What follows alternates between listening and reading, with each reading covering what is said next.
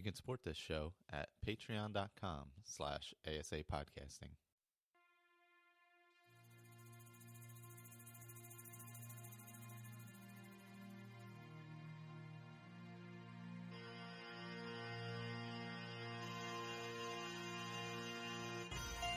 Welcome to a Skyrim Addict podcast, where I will discuss my adventures and misadventures through Skyrim. Join me. Add your stories, add your tales. Let's get into this thing.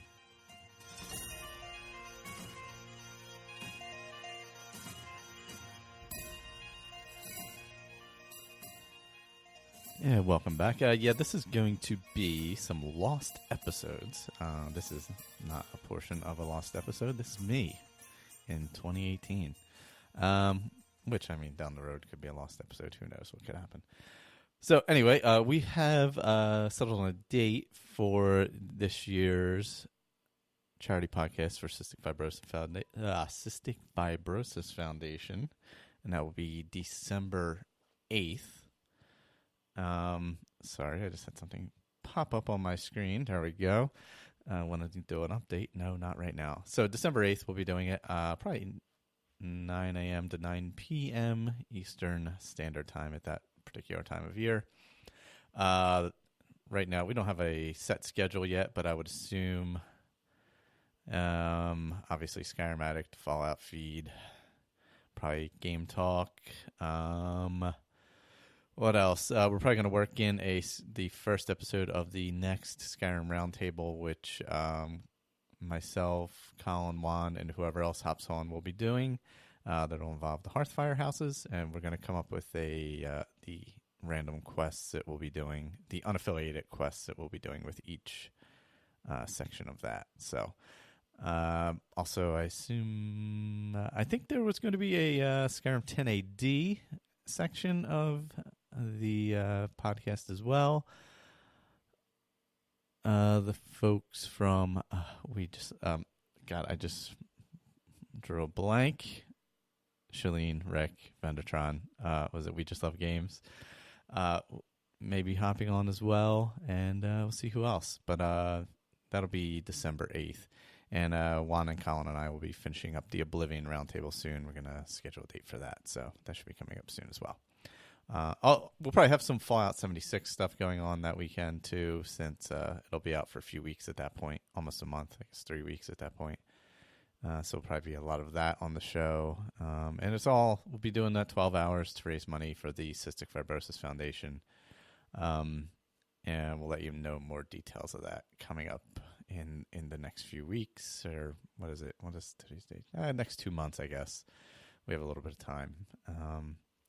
Other than that, came across some other Elder Scrolls and Skyrim shows with a Twitter interaction today. So I checked out my first episode of Sons of Sithis. Check that out. And some nice lore talk, a little ESO talk, a little Skyrim talk. They did a Skyrim versus Oblivion episode back in July.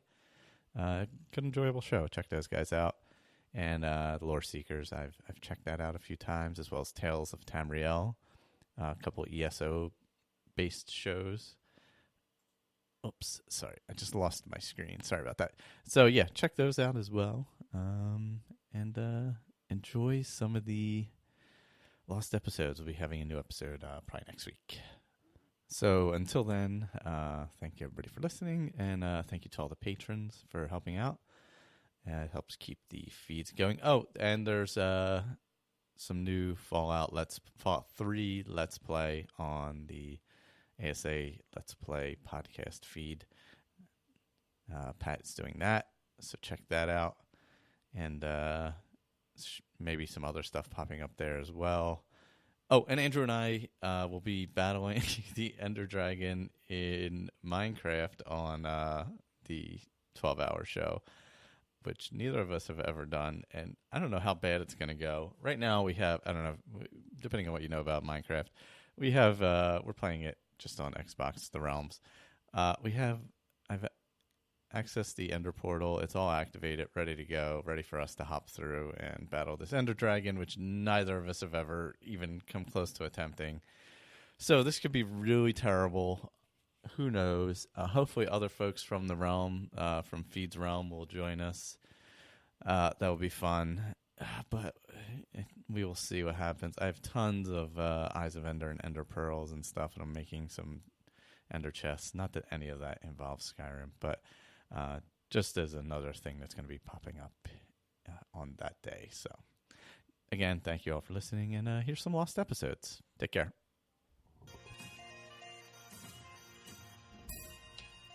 Welcome back. I would say we're going to go more all Elder Scrolls this one. Michael, I'm back. I have Andrew with me. How's it going? Very well. How are you, Michael? Besides coughing as I was about to talk, excellent. Must be a chip in your throat or something. Yeah. I'm crunching tortilla chips and. Oh no! Behind the curtain. Yes. There is no curtain. Okay. All right. So first, I guess I should get into Elder Scrolls Online Beta, which, thanks to Mr. Speed, I had who was in the Facebook group. Those of you who are not in the Facebook group, we have had tons of action this week, tons of talking about a million different things, actually, from Skyrim, Oblivion, Elder Scrolls Online, pretty much everything I think we covered. But anyway, he gave me a beta key, which was awesome, and now, to be fair, I'm running it on a MacBook Pro from 2010, so I had to set everything at the lowest settings. Which was fine. I wasn't really judging it on that kind of stuff since because of the machine I was running it on, I didn't really expect much. And I assume a lot of the crashing I had was because of that. What changes when you have it at the lowest settings? What are the differences? The graphics go down, how far you can see goes down, things like that. Mm-hmm. And also I didn't have a controller, so I was playing on a laptop using the trackpad and buttons, so. Which I had never done before. I got pretty used to, actually. I started getting pretty good at it at the end. I'm pretty bad at PC gaming. Yeah, I haven't done it in a long, long time, like since King's Quest, and that was like 20 years ago. So, good long while. Yeah, it's been a while. But I got used to the controls pretty reasonably quickly, so that wasn't that big a deal. Actually, the beta is still going on as we speak, so if you're playing, have fun. I joined the Aldemary Dominion. I was a Dark Elf, I believe, a Nightblade, or I still am, technically. So you start out, and surprise, surprise, you're in prison. Like every Elder Scrolls game ever, you start in prison. This seems to be a common theme. Yes, you start in prison. And that kind of gives you a little, basic run-through of some things to do. From there, you go to an island, like a small portion of whichever faction you've gone with. Whether it was for me, it was the Aldemary Dominion. So I was on a little island outside of there, and that gives you a little more, eases you into the main part of the game, basically. So it gives you a smaller area to explore. You can build up you can level up. What the hell is the name of it? Kalahari Island? I don't know. I forget the name of it off the top of my head. I could probably look it up. But what actions do they have for you to start leveling up your character right off the bat? You just start doing. You wander. You can do some quests. In the prison, you're doing the typical little things to just learn how the controls work, basically. On the island, you're doing more of you can learn, enchanting. Smithing, all that kind of stuff, as well as leveling up and getting a little better at combat to ease you into the mainland in elsewhere. But it's Kenarthy's Island. Kenarthy's Roost is the little island you're at. So now, when you say elsewhere, do you mean the Khajiit homeland? I believe so. Elsewhere? Yes. I always thought that was funny. That is elsewhere is their place. Yes, they live elsewhere. So let's see, what does it? So I ended up at where did I go next? Oh, you go to the capital where the queen's at, Aren or whatever her name is. You don't meet her right away, but I did a bunch of quests there. The problem I had in the beginning was there was so many people in the beta to start with, because I got on right away. I actually got on at like 10 o'clock on Friday, so it was about 2 hours early. It opened up. But there was just so many people running around doing the same thing. It kind of overwhelmed me at first because I'm not used to it since I don't play MMOs. So it took me a little while to kind of get into it. When I went back, I had some stuff to do. So I played like 4 or 5 hours probably on Friday. And I was able to get, I got out of the prison, obviously. I got to the first little island you go to. And I believe I got off of there by the end of that day. So I did a few quests there. I actually went back there to Kenarthy's Roost today to just re-experience it with almost no people on it, which was much better. I finished off some little things that I had left there, just like, help a farmer out kind of stuff, that kind of thing. So I went back there just to kind of re-experience it on a less busy level, I guess is the best way to explain it, without like 3,000 other people running around the same little space. Which was Mass weird. chaos. Yeah, kind of. Yeah, that's how it kind of felt at times, And how long? What's that? How long did your download and install process take? Downloading didn't take all that long, maybe an hour tops. Oh, great. I'm guessing the Mac version wouldn't take that long because less people downloading it. I assume that's what the issue was for most people. Okay, that makes sense. Yeah, so it didn't really take me all that long. Great. Are there any new aspects to the game that haven't appeared yet? Like any new skills, skill trees? I mean, is that same sort of setup where you have different skill trees and? No, it's different. I guess it's like typical MMO, but I don't know since I don't really do MMO. I've never played one. So the leveling is different. I would compare it closer to Oblivion, actually, oddly enough, where you put obviously you can put the points into Magicka Health, Stamina, and they do different things. Stamina makes you a little stronger, so your weapons are a little better. Magicka, obviously the magic, etc., that kind of stuff. And then you can put the points into your different skills and add different skills and things like that. The smithing, I haven't done a whole lot of yet. I was doing more exploring because I didn't want to spend too much time trying to smith. I just kind of wanted to see everything as much as I could. Yes. So, yeah, I did a little bit where I I think I made an axe. That was the one thing I did. Nice.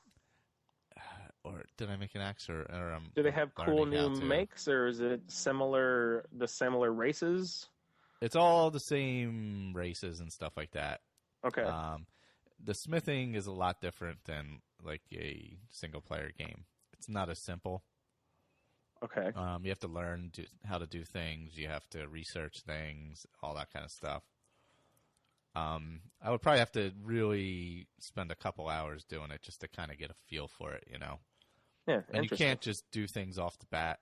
You have to learn certain things. I think I was in the middle of researching how to make a dagger or something. It was going to take 6 hours of actual time, I guess. Oh my goodness. But, yeah, I generally just stuck to, at first, just wandering and kind of seeing things.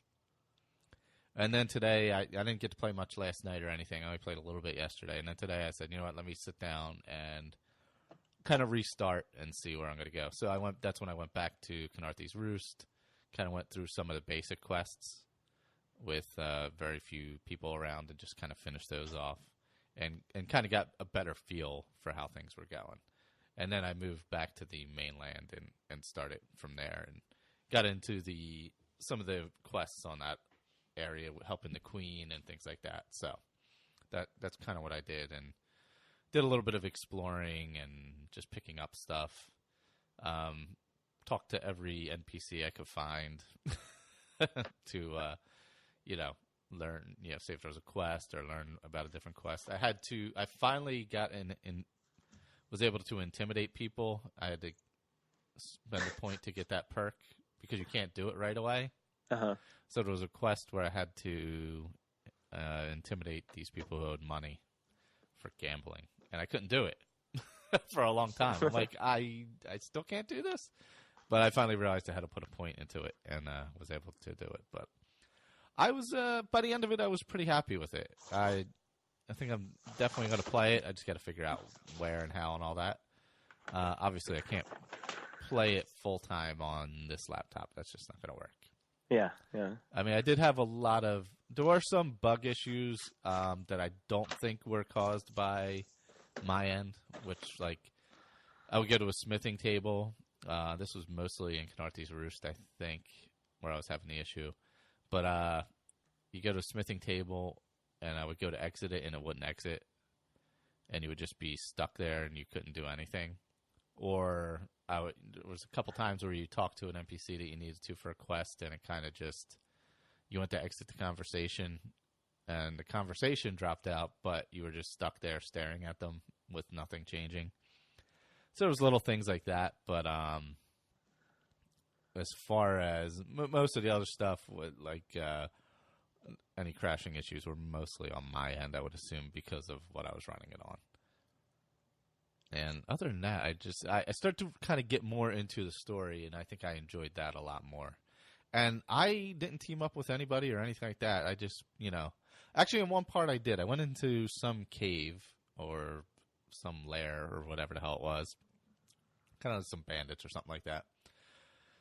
And there happened to be a couple other people going through at the same time, and just kind of randomly worked our way through without really even communicating, just kind of did it. And that was pretty fun. That was interesting. It's not something I would normally do, but I enjoyed playing as a single player without any issue. So I would say that's pretty good. Very nice. Are the quests sort of similarly assigned as in Skyrim? Like you just sort of approach a person and explain a problem, and then it pops up on your screen. Yep, that kind of stuff's all the same. You set the marker. How do you find the menus? Well, I guess it depends on what kind of controller you're using, but the menus are pretty simple too. They're pretty easy to find. Good. The thing that's annoying is the chat in the bottom left corner, which I'm sure I could have closed out, but I didn't. Yeah, you can probably turn that off. Yeah, it was a lot of nonsense down there that I was just like, all right, I don't care. I mean, I guess it's helpful depending on how you're playing, but if you're playing as a single player, really, it's not necessary. And is that a way that it seems like you can play the game well and still have a good time? Yeah, you know what? Like you are playing Skyrim or any single player game and sort of ignore everyone else? Is that possible? As far as I could tell, I never got into the PvP area, so obviously that area is going to be different because you're going to be, your fair game. The introductory area. Yeah. So I was more sticking to that, but I mean, I'm sure you can go through that area once you're leveled up enough and be able to do things, but I guess you run the risk of running into somebody who just wants to kill you. So, I mean, I guess that's fair, but. And is there is it all sort of organized on one server, or are there different sort of rooms you can go into? Like, this room is for non-jerks who guarantee you won't kill each other. No, won't kill each other. No, there's one. Well, for PC, I don't know if PC and Mac are separate, but I would assume they're the same. There's one server for the computer players, one for for Xbox One, and one for PS3, I believe. Wow. So if you don't, want to not battle, you're screwed. Yeah. But I had no issues playing as a single player at all. Yeah. You have to get used to seeing other people do the same thing you're doing at the same time.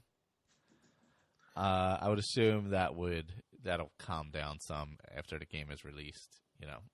Obviously during the beta, everybody's kind of starting from the same point and going, so everybody's all radiating from the same point. Yeah, so there's a lot of clutter at the beginning like that.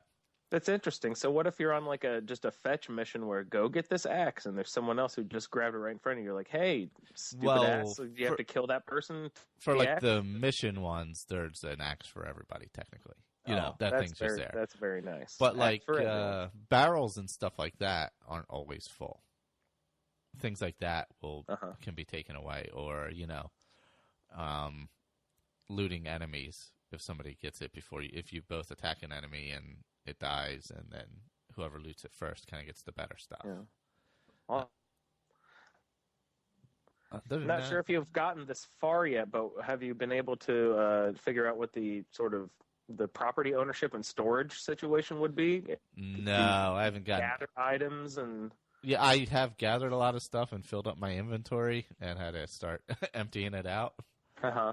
I had a lot of stuff for smithing and enchanting for stuff I couldn't quite do yet, but I hadn't figured out where I could store it or anything yet. So I'm sure there is a place you can. There's probably like a bank or something you can store it in, but just being a novice, I had no idea. Yeah. Nice. I might find out more if I play a little bit later and see what happens with that. Yeah, this sounds interesting. Look into that. See if you can find some place to store your stuff. Yeah, I'm not sure how that works out or what, or if, if it's stored in a certain place or you have to go somewhere to store some stuff, but I got to figure that all out. I didn't think I would collect enough stuff in the weekend to need to do it. Need your own barrel somewhere. Yeah. But I mean, I kind of, obviously the graphics I was looking at weren't great since I was playing on the lowest settings possible. Does that mean it was also choppy as well? No, it was not. As well? It wasn't choppy at all. Really? So it was still nice and smooth? Yep.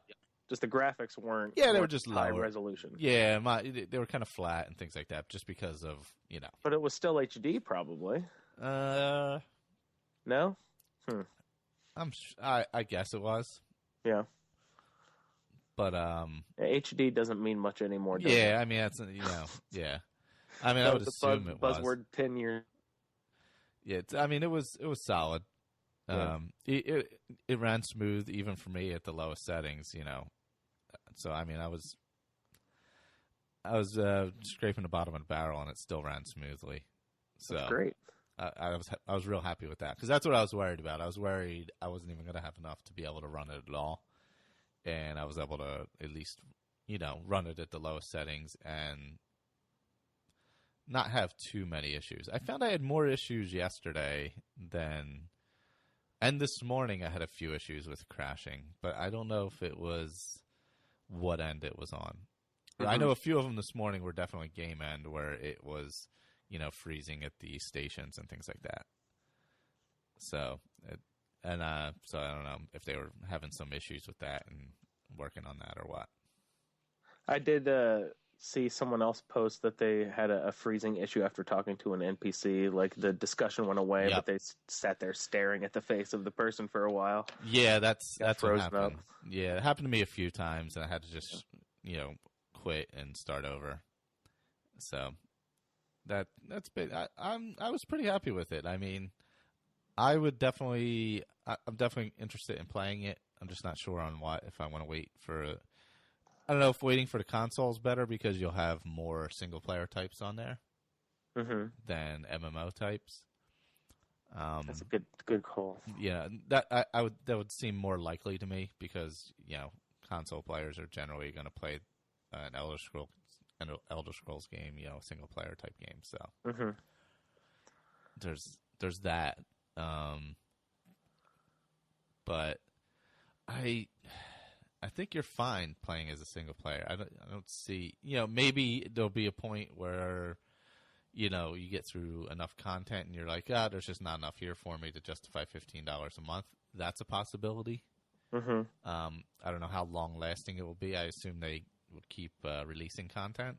I hope for so. that kind of price, But I think as long as they do that and you can put a reasonable amount of time in per month, if you're, and I'm talking strictly single player sense because that's what I know and how I play. I would say it's definitely at least worthwhile to check out and do for the first month to make sure you really, really want to do it, So I'm definitely going to do that. I'll do the 30-day trial at least to see how I feel about it in its, completed stage. And when have they done an official launch date? Yeah, what is it? April 4th, I think. There you go. Like that. And if you pre-order, it's 5 days early, I believe. Ooh. What do how do you like the artwork, the overfeel, the feeling of the art design? It's hard to tell. I mean, everything looked good, but running on the settings I was, nothing was overwhelming. That hindered it. Yeah. But similar to the previous games, you think? It's no, because it's got more of a, I don't know, I don't want to say cartoonish in a bad way, but cartoonish look. But I think they have to do that to be able to run at that level. Yeah. They can't go for the hyper realistic look because they have to run on so many different level of machine. Yeah. This might be looking way too far in the future, but will Elder Scrolls 6 also pursue this sort of format, do you believe? Nah, I don't think so. No, it'd be another I would assume they single-player would do game. a single player, yeah. Great.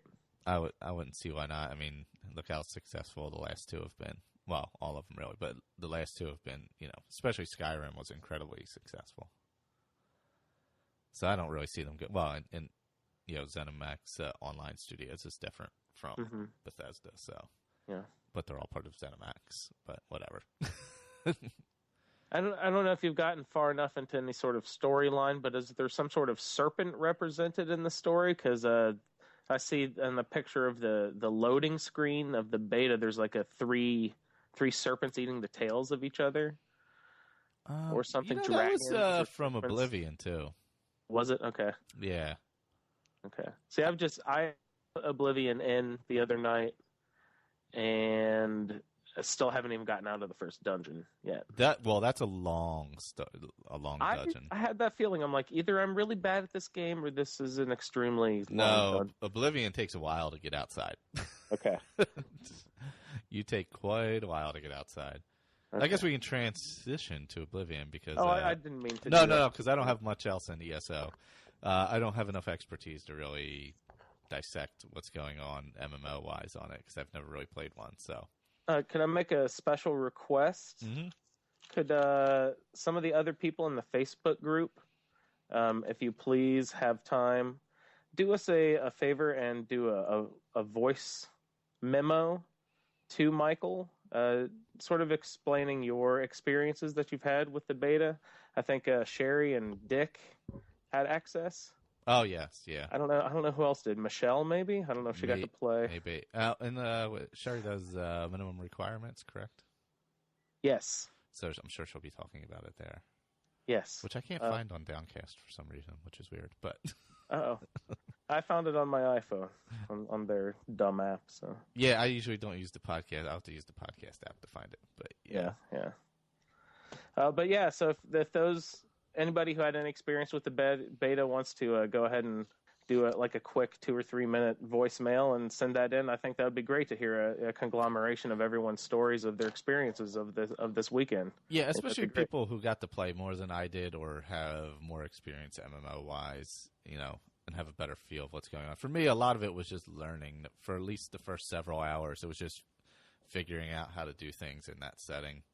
And yeah, you have to teach yourself how to play an MMO first before you can even learn the rules of this game specifically. Yeah, well, it's just the different ways of leveling and things like that, and what I wanted to put points into and all that kind of stuff. Just trying to figure all that out while trying to, play on a laptop with some crashing issues. It was, it just took a while to really get into it. And I don't really want to blame that on the game because a lot of it was on my end, Yeah. Well, I'm very jealous of everyone who got an opportunity to get exposed to it this early. That's very cool to be a part of a beta testing of this sort of game. That's pretty fun. Yeah, I'm glad I got to do it because I think it gave me a good idea of that I want to play it. And the verdict? What's that? Your verdict? Do you want to play it? Yeah, no, I definitely do. It let me know that I'm definitely interested in playing it, and that I can play it comfortably as a single player and not feel like I'm in a world that I shouldn't be in. Great. So yeah, I'm really happy with that. And after the 30 days, I'll obviously evaluate it, but I definitely want to pick it up and at least do the 30-day trial to see it and, see how I feel when it's fully open, the whole world's open and all that, and everything's ready to go, Yeah. And so how long will you wait till after launch before the bugs fixed and stuff like that? I don't know. I'm not sure exactly what I'm going to do yet. It all depends on a million different things. Yeah. I'm still debating, do I wait for the console or not? Is the PC launched considerably earlier? Yeah, that's April 4th. April 4th, and the PC's a month or two later? No, I think they're in June. Oh, my goodness. Yeah, I think significant. It's June. Wow. Yeah. I don't think there's any specific date for the consoles, but I think it was June, if I'm not mistaken. Or they're shooting for around that time, if I'm not mistaken.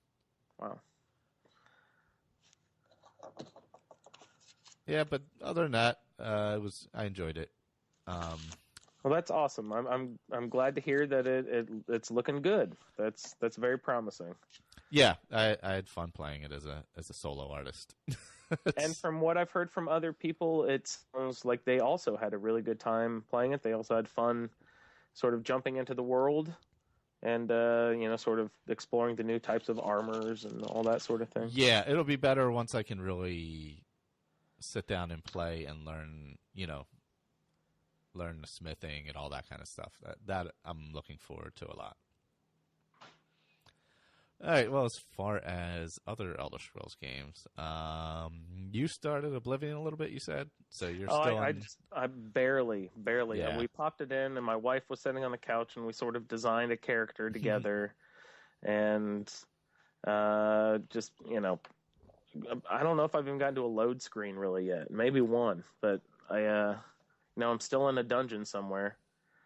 I got out of the cell, and I killed a couple rats, and haven't done much. Things are dark in Oblivion, aren't they? Yeah, I remember you suggesting grab a torch, so that was the first thing I did was find a torch somewhere. It's way darker than Skyrim.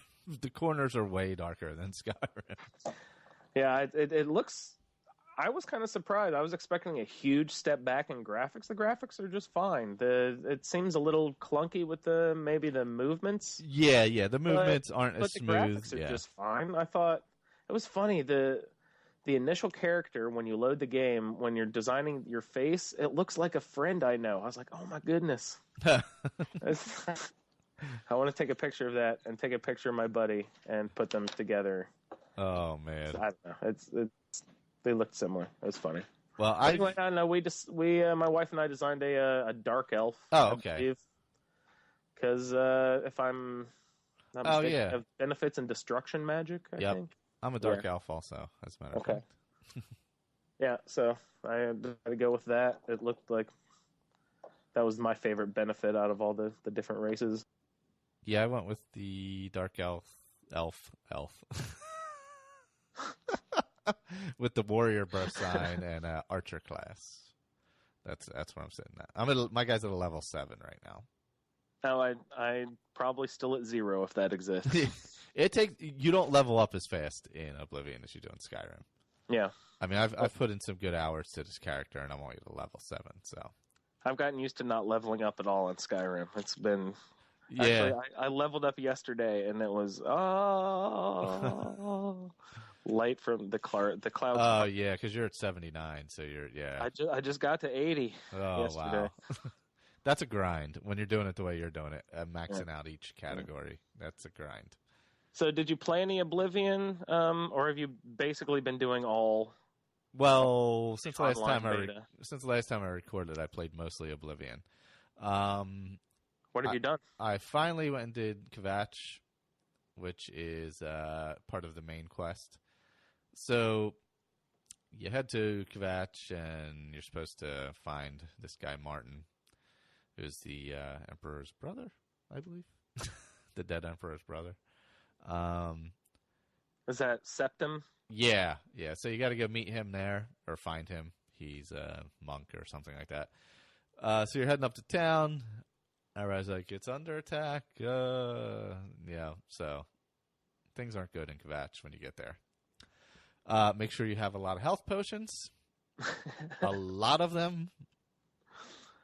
A whole lot of them. So first, you have to close the Oblivion Gate, which you haven't seen yet. I haven't seen anything about Oblivion Gates yet. Yeah, this is where you first see it as a Kvatch. So you get up there. There's an Oblivion Gate in front of the town gate, and you got to go inside, and you enter the Oblivion Gate and actually have to close it from inside. So it's like this whole other world where you have to go through these towers and battle things and get to the very top of one. Oh, nice. And do something to be able to close it. It takes a little bit of time, but and then after that, you have to go into the town and kill off all like the Daedra that have spawned and everything, and get Martin out of the town and open up the gate. It's got to be an hour and a half, 2 hour battle. Great. At Kvatch. Wow. So it's a good long story, part of the story. Good long battle, part of the story. I am so fresh into it. I'm still don't even know really what the story is about to happen yet. Yeah, you don't really find out until it goes on, but it's a lot deeper, I feel, than Skyrim.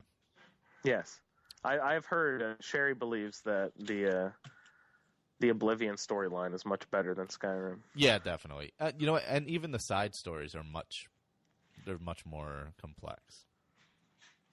There's more NPCs that are more talkative as well, evidently. I don't know if there's more NPCs, but yeah, it feels like you get more to do. Up. Yeah. There's a lot more stores. I know that. There's a lot more options. Thing. Yeah, there's a lot more options, especially in the Imperial City. There's a lot more options. The area is so huge between cities and all that. But, yeah, so I kind of broke off from the main quest for a while to level up my guy a bit before I started it over, or before I hop back in. So I went around to the different towns and kind of worked my way around. The other one I did this quest called, what the heck was it called? Let's see if I got it here. Through a Nightmare Darkly, which was an awesome quest. That's a very cool title. Yeah, it's like a puzzle quest. This guy gets stuck in a dream world, and you got to kind of help him out. And you do have to do these different tasks, but it's more of a puzzle one than a battle quest. Cool. So that's a fun one. I don't feel like there's tons of puzzle quests in Skyrim. Not a lot. Maybe some of the Dwemer ruins have it. Yeah, there you go. Yeah, if you have to flip different levers to open different doors or whatnot. But yeah. I also started the arena. I went to the arena and started battling. So I've leveled up some there. And I met the orc who you have to help. I forget the orc's name. But the quest is the Origin of the Grey Prince. Oh, Agranak Gromalog. I can't pronounce the orc names. Nice name, bro. But yeah, I like the arena. I have fun there. You go in, you battle, you win. People cheer for you. In the Nightmare quest, you end up at the arena in a weird way. Yeah. And have to battle. That was freaking tough. Took a little while to get out of there. It was a good, tough quest. I really liked the Nightmare quest. I think once the beta's over, I'll get back into Oblivion, I think. Because I did play Skyrim also. But what have you done in Skyrim? I finally did because I was going to do the Forsworn, so I went and did that. First, I did the Red Eagle quest, which is pretty good. A sword from that, I believe, right? Yeah, which I then promptly sold. Yeah, I like the Red Eagle quest. My guys, I don't know. I'm kind of at the end of this character, I think. Yeah, I'd heard you kind of express that in a recent podcast. You thought you were near the end with Mork. Yeah, after I did the Forsworn, I was like, yeah, that was fun. I don't really feel like doing the Dragon quest with him, so I think I'm gonna move on from him after this. So, and you said you'll probably go back and play some more Oblivion. Do you see yourself starting another Skyrim character? Or are you going to take a break for a little while? I'll start another one, but I'm probably going to focus on Oblivion for a little bit. Do you have a seed, a kernel in your head about what sort of character for Skyrim you'd like to start? Is there a race you haven't done yet? Yeah, I'll probably do something different. I don't know, maybe a Breton or something like that, because I haven't done that yet. Yeah, I've never heard of anyone using that. I don't really know what that means. I think they have a bonus for magic. They just kind of look like big people. Normal people. Yeah, sort they of, look right? like big people, basically. Yeah. Yeah, I don't know how I'm going to play it. I haven't decided yet. I'm not going to do the walk everywhere thing and eat and sleep. Yeah, no kidding. I mean, it was fun. Fun to experience it once. Yeah, I mean, I might do it again, but it was like, you know. That's really cool. Yeah. Yeah, and I got tired. You know what? I got tired of the Forsworn between the Red Eagle and the Forsworn quest. I was just like, I had enough of them. I killed them. And then I went and did the abandoned house in Markarth. Oh, nice. That's always creepy, so I like that. Yeah, that's a fun little quest. I tried to find a way out without killing the guy. I was like, all right, maybe I can get out without killing, but there is no way. Yeah, I take it you were unsuccessful. Yeah, he attacks you, so I had to kill him. Yeah. But I told Moloch Ball, I was like, nah. No pacify or anything? Too strong for that? Yeah, no, nothing, because, the door's locked anyway, so you can't get out, you got to kill him. Yeah. It is what it is. But, I was just like, once you get to a certain level, I mean, obviously I could just, I could up the difficulty settings. But, I don't know, I was kind of burned out on the quest. Unless I go and do, I'm still the werewolf. Maybe I'll play around with the werewolf thing a little bit. Yeah, there you go. I might do that and just focus on Oblivion otherwise and do a little werewolfing. Now, how have you been going from 79 to 80, which takes 3 or 4 days of playtime? 3 or 4 days? It's been weeks. It takes once you get to that level, it takes a long time to level. Oh, it's ridiculous. Well, I've been trying to do the hardest stuff first, but I've also been trying to gauge which stuff is hardest, and I can't really tell when you get up this high, everything sucks. Yeah, pretty much, yeah. Conjuration is moving so stupidly slow right now. Oh, man. That is what I'm tackling next, I believe. That's a grind. I have, for an expert spell, I have a flame thrall that I've been trying to cast, but I'm not even exactly sure when you get points for leveling up. Is it when the flame thrall attacks and kills something for you, or is it just by summoning it, or... No, I think it's during battle. When the flame thrall is successful in battle, that gives me points. Because I also have, the dread zombie one, so just resurrecting a dead body will not give you any sort of points towards leveling up. It's only when resurrected body actually is successful. I'm not sure, actually. I'm trying to think. Because it's moving so damn slow. I mean, when you get up to the higher level... Exactly. What is the exact moment that you get points for? I think it's probably only after they're successful in battle. Yeah, and especially as you get higher up, it's going to take more and more. Yeah, I'm trying to level up just really high-powered things. I was having fun just finding bears for a long time, leveling up bear and taking bears to fight other bears. There you go. And no, but Conjuration's been going so slow. But you gave me a tip a couple weeks ago about, or maybe it was just last week. No, it's been done so much recently. I was trying to grind my one-handed up, and I was having trouble with it going so slowly. And you asked what weapon I was using, and I was using a super high-powered mace, a Stalrim mace, that was enchanted with really high-powered, absorb health and fiery soul trap or something, a really, really high-powered thing. And then you gave me the suggestion, hey, why don't you try smithing up a high-powered weapon, like a dagger, that is not enchanted at all with anything. And then I know you said something about how you thought enchantments did not count towards level at all, so there's no point in having them because they just kill things faster, so you get less credit towards the actual level up. Oh, okay. Is that what you were saying? Because that's the point I was thinking you were getting at. Now I don't know.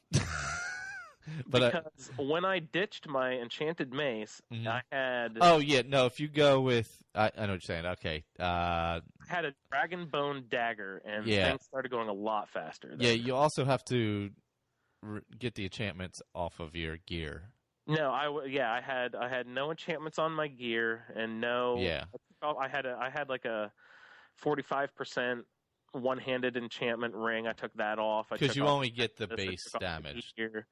Yeah, so I took off all the enchanted stuff. I made a dragon bone dagger and just went out with just normal armor and a unenchanted dragon bone dagger, and things went a lot better there. That's definitely the way to do it, because you only get the base damage, so that way you're actually doing more of the damage that actually counts towards leveling up.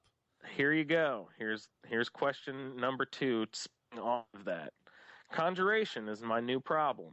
Okay, I was just reading about that actually. I just because it's going so stupid slow. Actually, when I enchanted, let's see, what was the most recent thing that I did? I had a success with pickpocketing. Went really, really, really quickly for me. Because I had, like, enchanted pickpocket. Oh, yeah, so you could do higher level items. I'm like, okay, so I don't understand. Is magic different then? Well, the pickpocketing is based on what you take. Yeah, I mean, I only started taking, gems and stuff eventually. Only stuff over 100 value or whatever. I'm pretty sure pickpocketing is based on the value of the item. And since I think the key with pickpocketing is just get your speech up first, and then you can just, every time you get caught, the guards are like, you have committed crimes against Skyrim and her people. What do you have to say in your defense? And you just say, I don't really have time for this, do you? It says, fine. Eventually you can do that like 4 or 5 times, and then they'll say, oh no, now you have to pay, and then you're like, I'm with the Thieves Guild, and the fine, at least for me, every time was only 12 gold.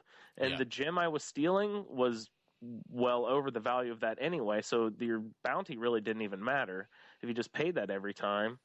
So I just sat there, and I was in the courtyard of Riften, boldly going up to people face to face, ducking down and picking their pocket right in front of them until I would get caught, and then just say, well, just leave me alone, and then I will continue. I'll just go over here to this booth and pick this guy's pocket. And pickpocketing, I went up from like the low 70s to 100 in like an hour, maybe. Oh, wow, that's fast, yeah. I was just, motoring around Riften, picking everyone off. Or picking pocket, not picking them off, jeez. Well, apparently if you... Yeah, explain conjuration. For conjuration, explain how this works. Apparently it doesn't matter if you're in combat when you cast it, as long as you encounter combat. Okay. While it's active. I can have my Flame Atronach casted and then go look for a battle, and he'll be around. Yeah. One of the tips is like to cast it in an area like where you're high up away from stuff, and you can just kind of keep casting. Like maybe where there's slaughterfish or things like that. Slaughterfish, there you go. Because they're they're enemies, but maybe they can't attack it, but then it's still active and in combat technically. Huh. And then it says something about let's see.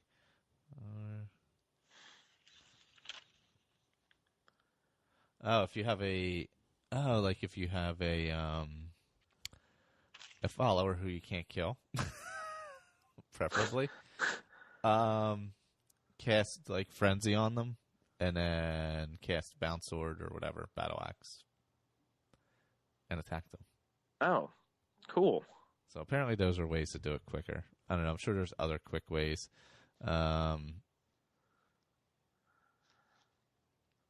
Well, a good way I found with my conjuration, I did work on that a little bit yesterday. I grounded up like maybe 4 or 5 levels yesterday by killing something and using the dread zombie to resurrect it immediately. and then using my destruction magic to kill it again, which actually helped level up my destruction magic. Oh, that's good, yeah. I was surprised to find that out. So I would just kill it, resurrect it, destroy it, and then, move on to the next thing. Or, like, kill the whole room of things and then just go resurrect one thing, kill it each time. And that's a good way to help the grind a little bit on the destruction magic. Well, and if you have dual casting, I guess, for where you can cast two souls, you could do that too. Do you have that perk yet? I have not done the dual casting perk yet, no. Oh, and there's the twin souls perk, I think, is where you can cast two things at once. Yeah, I just got the flame thrall that stays permanently. He doesn't have a time limit. He stays until he gets killed. Or she, I guess, technically. Rides along with you there. Yeah. She's always cool. Hanging out. But, see, we were talking about having not enchanted gear on for the one-handed, but I also got my destruction magic up to 100, but that actually, when I had, my, fortified destruction gear on, like the rings and necklaces and stuff, that actually seemed to help a lot. Yeah, so, I don't know why that is. It's weird that it hurts you to use enchanted gear on the weaponry part, like the melee attacks, but for destruction magic and maybe even conjuration, I'm hoping. Yeah, no, there was nothing. Work on conjuration, but last night I went and I smithed up the hell out of some gear. I read the magic formula of how to get the highest you can for like potions, and then manipulating those potions into using the highest enchantment that you can get. And then, using that enchantment to making the highest smithing that you can and all that. So I have a whole set of conjuration gear with everything is, super, super maxed out. But I'm just wondering if that whole gear, should I just use it or not? I don't even know. I'm going to have to go test it out, see what it does for me. I don't think the gear hurts you with the magic. Yeah, as far as I can tell, it helps. It seems to only be for the weapons. Yeah. Okay. Awesome. I'm not sure why that would be, but yeah. Have you ever done that where you went from your alchemy table to the enchanting table, back to the alchemy table? Oh yeah, yep. Enchanting table, back to the alchemy table.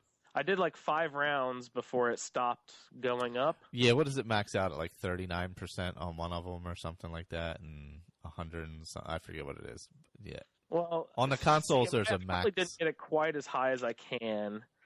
I got it to 31% on most things, but then I discovered that there's a set of gear that gives you an enchanting bonus. I think it's Adziel, maybe his name is. I don't remember his name exactly. But I just got his gear, and it gives you a 10% enchantment bonus. Oh, okay. And so I threw on that gear. Like, I have a set of gear at each station, too. It gets annoying to have to take off your gear. Yeah, switch them. Switch your gear all the time between each time, too. But so, yeah, I didn't quite get to the max, it seems. But I got some pretty high-powered potions. And that is what I have done with my dragon bow, because archery is the last thing I'm going to try to level up. Okay. Well, that should go pretty quick. And so I was going to ask you, I smith it to highest capabilities, but do not enchant it, correct? I think actually even smithing it, you don't get the extra.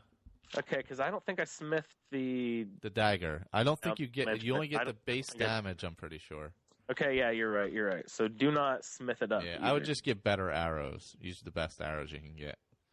And those are, either Daedric or Dragonbone or something? Yeah, Dragonbone, Daedric. If you have a lot of Dragonbones, just chop some wood and make them. Yeah, I got a wood pile out in front of one of my houses. Yeah. You can make 24 at a shot doing it that way. Oh, nice.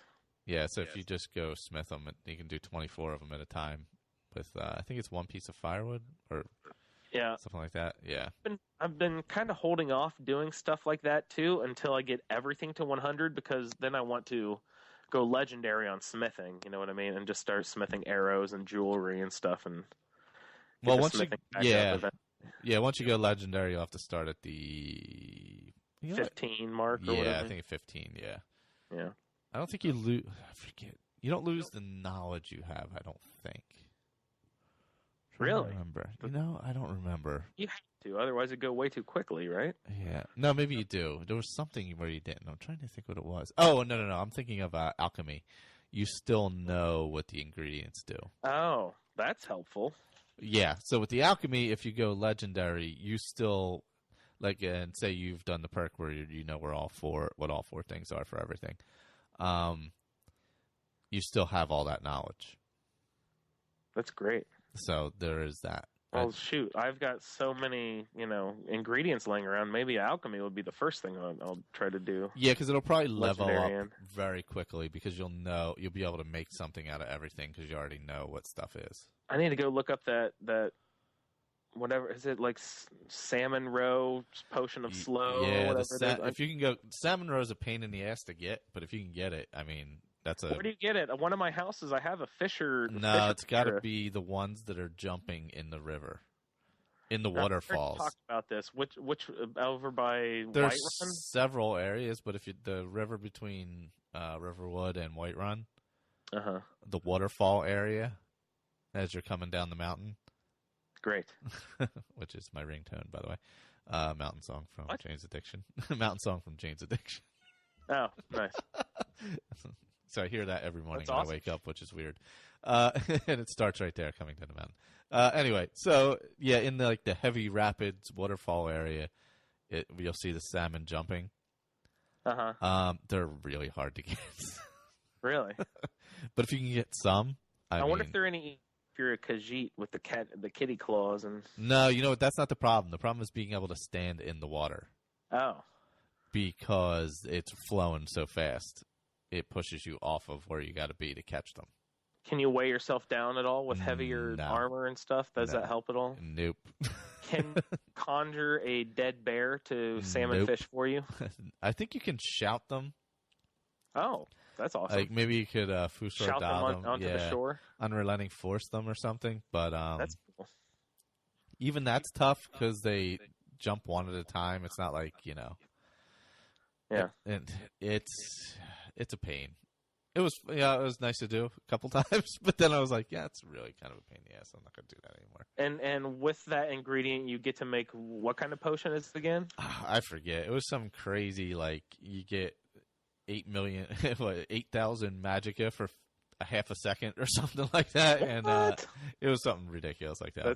That's crazy. Exaggerating, obviously. And then you get some crazy amount of water breathing you can do. That's awesome. For hours or something like that. So, yeah. I mean, stuff that by the time you get to the level where you're going to care about it, you would probably have enchanted on something or something like that. So that's generally what I found a lot is by the time I find something cool, I'm like, oh, I kind of already have that. Yeah. I mean, it really doesn't do anything for you but you can make a really expensive potion to, boost up the alchemy level. I found some boots of water walking. Yep. The other day. Oh yeah, you get those in water. Solstheim, right? Yeah, I think that's actually the set of armor that gives you a 10% enchantment bonus. I think it's a 10 point to your skill level. 10 point, not 10%. Yeah, so if you're already 100, it doesn't really give you anything. Yeah. Well, yeah. Yeah, I remember. I have those actually sitting in my inventory. I don't think I've ever used them though. Well, I used them in the past. I haven't used them recently. I did a test run wearing and not wearing that armor. Yeah. And it actually gave me a 2% bonus. Oh, did it? Okay. Yeah. Well, maybe so it actually did do a little bit at least. Oh, there you go. Yeah, I've used the water walking ones before. They're fun. That's cool. I want to go test those out. Walk along the water. That's kind of what I did. I was like, man, these must be useful for something. I don't know. I forget what they were for though. It's been so long. But you would think that they would have like a special cave that you can only access by. Yeah, I don't know if there is. Maybe there was, and I forget about it. But I do have them because I happen to grab them. Yeah. Speaking of which, secret caves and whatnot, I went back and looked at my locations discovered as I was looking through my stats again. Oh yeah. I have 393 locations discovered with the 3 DLCs. Oh, okay. And I'm still finding stuff like on a pretty consistent basis. Jeez. Yeah, I forget how many there is with all the DLCs. How many places there is. Yeah, it's wonderful. I'm surprised. I think that they're adding them as I'm, because I swear that I've walked down this path before and there wasn't a secret cave here. I triggered something somewhere that made this pop up. Yeah. So basically, my rule is each time I go into a town, I try to do a dragon shout just to double check and make sure, so that the courier will do the startled thing, like, "Oh, you caused quite your shout and whatever the other day. Please find the source of power in wherever this is." So I try to do that every time I go to a town, just to try to make sure that I cover all of the bases of where the shout walls are and all that stuff. Yeah. And oh shoot. But yeah, I'm not sure. This character I haven't explored too much. Just kind of been doing the quests as they went, so that's why I kind of want to start over and just I don't know. I have more fun in the beginning. Yeah, I really don't want to besmirch Poit, because I've had just a wonderful adventure, and with this character, it has, we've shared this time, and it's become my favorite video game of all time. It says a lot, but I don't want to besmirch Poit, but I'm kind of excited to put her down and start something else. The grind to getting to 81 is tough. It's so tough. Yeah. Doing it that, and does the Ebony Warrior pop up at 80 or 81? I heard 80. 80. He'll just be in town. Sweet. Yeah, you'll go to town. He'll just be like, "Hey, we're going to he'll be in town? I thought he'd be out on the road somewhere. I think it's usually in a town. He's just like, "Hey, we're going to battle." And you got man, that might cause all the people in town to... Well, then you got to meet him at his place up in the mountains somewhere. I forget where he's at. Some random location. Oh, he sets up a showdown. That's fun. Yeah. High noon, my place. I would save right before it and try it at different levels. What's that mean? Because it could be disappointing if you're too low of a level difficulty setting. Oh, yeah. I should... You're right. I'll save it and try it. That happened to me the first time. I think I was on Yeah, I remember you saying it was slightly disappointing. I was like, whoa, that was too fast. And I did it again and upped the level a bunch, and it was much more entertaining. Yeah. And much more difficult, but... Great. Upping the level always can add to the fun. Yeah, I actually played with that too much. I don't even know if I've touched my difficulty level. It's probably still at medium or whatever it starts at. Well, legendary is insane. Yeah. But I think maybe that's what I'll do on my next character, is just play straight up legendary. Yeah, start out as a mage and do only legendary. You won't last long. Yeah, I won't start as a mage. That's a bad idea. Starting as a mage is a bad idea. But I'm going to try to do it on my next character, try to be a pure mage. I'm going to see if I can do it, because I've heard you say that it's so difficult to do. Early on it is, and then it becomes really overpowered. Yeah. It flips all of a sudden. It's like, wow, everything's really hard. Wait, nothing is hard at all. All of a sudden, I can do everything. Yep. You don't realize it, and then you're like, wow, I'm just killing everything right now. It's not even a problem. Yeah. Yeah, I think next character I'll just do straight up legendary from the beginning. Try something different. That's great. Or maybe I'll play like a non-armor character, no clothes. Something like that. Will you use the ebony skin or whatever that enchantment is? That spell? I guess I could do that. I just started doing that for the first time the other day too. Yeah, it helps a little bit. But when you're all my conjuration gear together, I started made sure I had that spell together. I use that sometimes. Once you get high enough, armor, it becomes a little less useful. But yeah, early on, it's definitely helpful. Adding 40 points to your armor. I mean, with oak flesh or whatever it is, that's really helpful in the beginning. Yeah, that's wonderful. When you have whatever crappy armor you found in the on the way out of Helgen. Some sort of fur armor, I bet, probably. Yeah. Maybe iron if you're lucky. Yeah, if you're lucky. I think I'm definitely going to go do the legendary thing next, though. That sounds great. Do you have any sort of a backstory you're thinking of? I don't know. I think I'm going to be focusing more on Oblivion than Skyrim. Nice. But when I start playing it, I'm probably going to just go straight straight to Legendary and get my butt kicked over and over and over and over and over. That'll be fun. Yeah.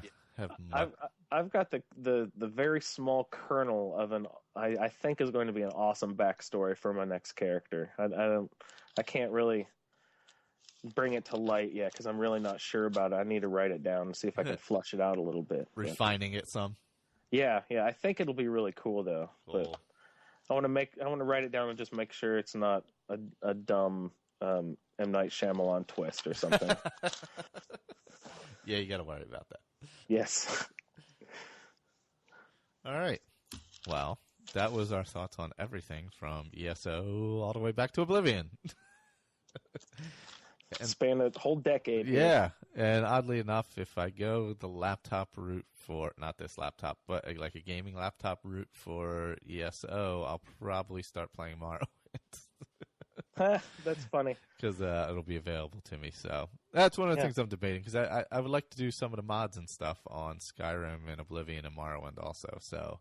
And do you have do they have mods for everything? Does it go back to Daggerfall and whatever I don't know other ones are called? Yeah, I don't know if those do or not. I'm not sure. But I know Morrowind has tons. Morrowind, Oblivion, and Skyrim all obviously have tons of them. So you can play Oblivion on PC that looks like super great. Apparently, yes. Wow. Man, I kind of want to buy a gaming PC now. But apparently, Oblivion wasn't set up natively for a controller on the PC. Oh. So it's not as clean to do. Yeah. Whereas Skyrim obviously is. So. Yeah. But you play Oblivion on your I play on the console, 60. Yeah, but I wouldn't mind upgrading the graphics and things like that because it's such a nice, it looks pretty good as it is. Yeah, but, I was surprised how good it was. Or even something that smoothed out the combat some. No, that you could use, definitely. Yeah, yes. The combat's rough in Oblivion, especially when you're going back from Skyrim.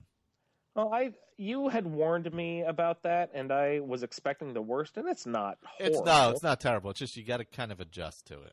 Yeah, I mean, it's not Skyrim, but again, Skyrim's not Arkham Asylum either. No. It would be awesome if they could pair that fighting style, like that tight of super awesome fighting mechanics with this sort of kick-ass open world total exploration game. When they marry those two together, that's going to be the epic game for me. That'll be awesome. Well, speaking of ESO really quickly, Sherry just tweeted out that this is definitely the game she hoped it would be, and she got an Oblivion feeling in the story immersion. That's great.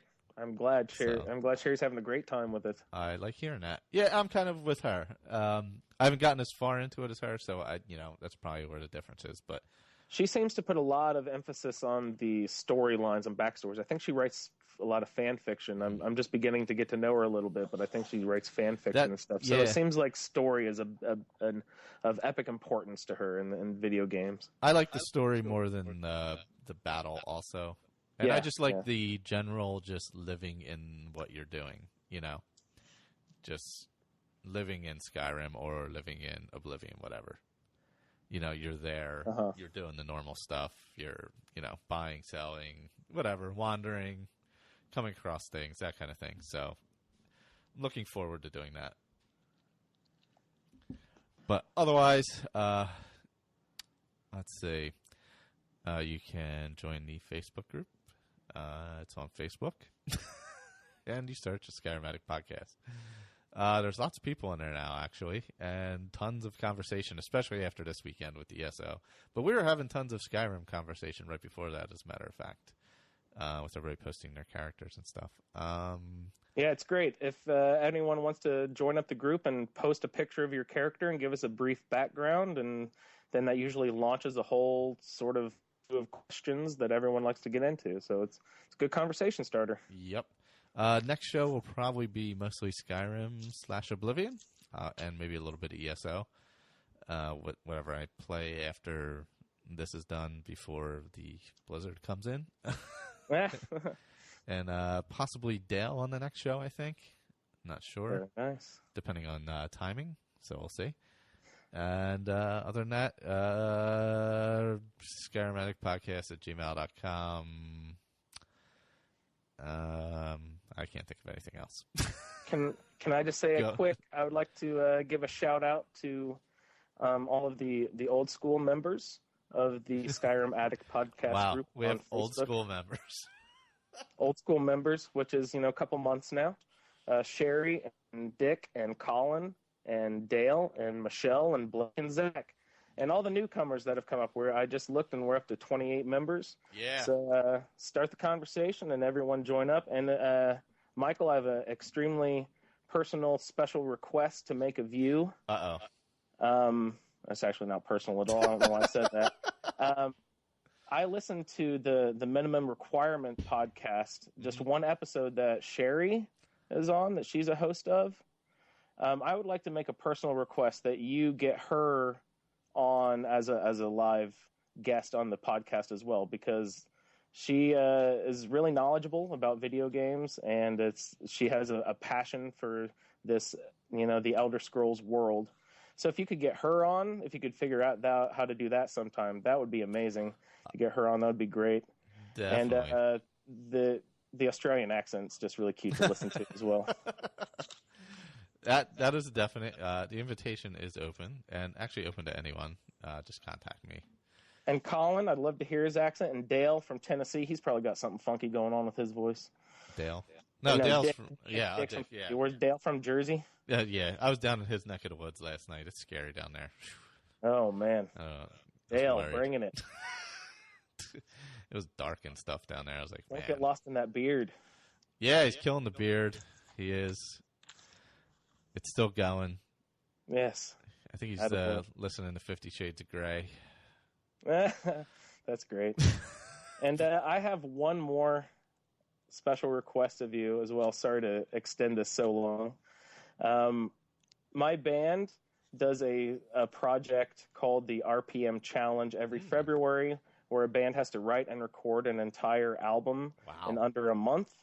And we did that, and I wrote a special song that is Skyrim themed. Awesome. So I was going to ask if you would please tack that on to the end of this episode, if you could have time to do that. Sure. That's not a problem. Awesome. I will send you the file, and hope everyone is having a great playthrough, and join up in the Skyrim Addict podcast group. Yep. Join the group, all that stuff. I'm terrible at promoting. Let's see. Oh, yeah, and if you could leave iTunes reviews, that helps other people find it. Most people that have something worth promoting are not good at promoting it, Michael. I have nothing worth promoting. No, this show provides so much pleasure to so many people, you don't know it yet. You can also check out the Chatterbox if we ever record again. We will. I enjoy the Chatterbox as well. We will be recording again. Listen to it, people. We'll be recording this week, most likely, unless I am buried in snow. All right. Take care, everyone.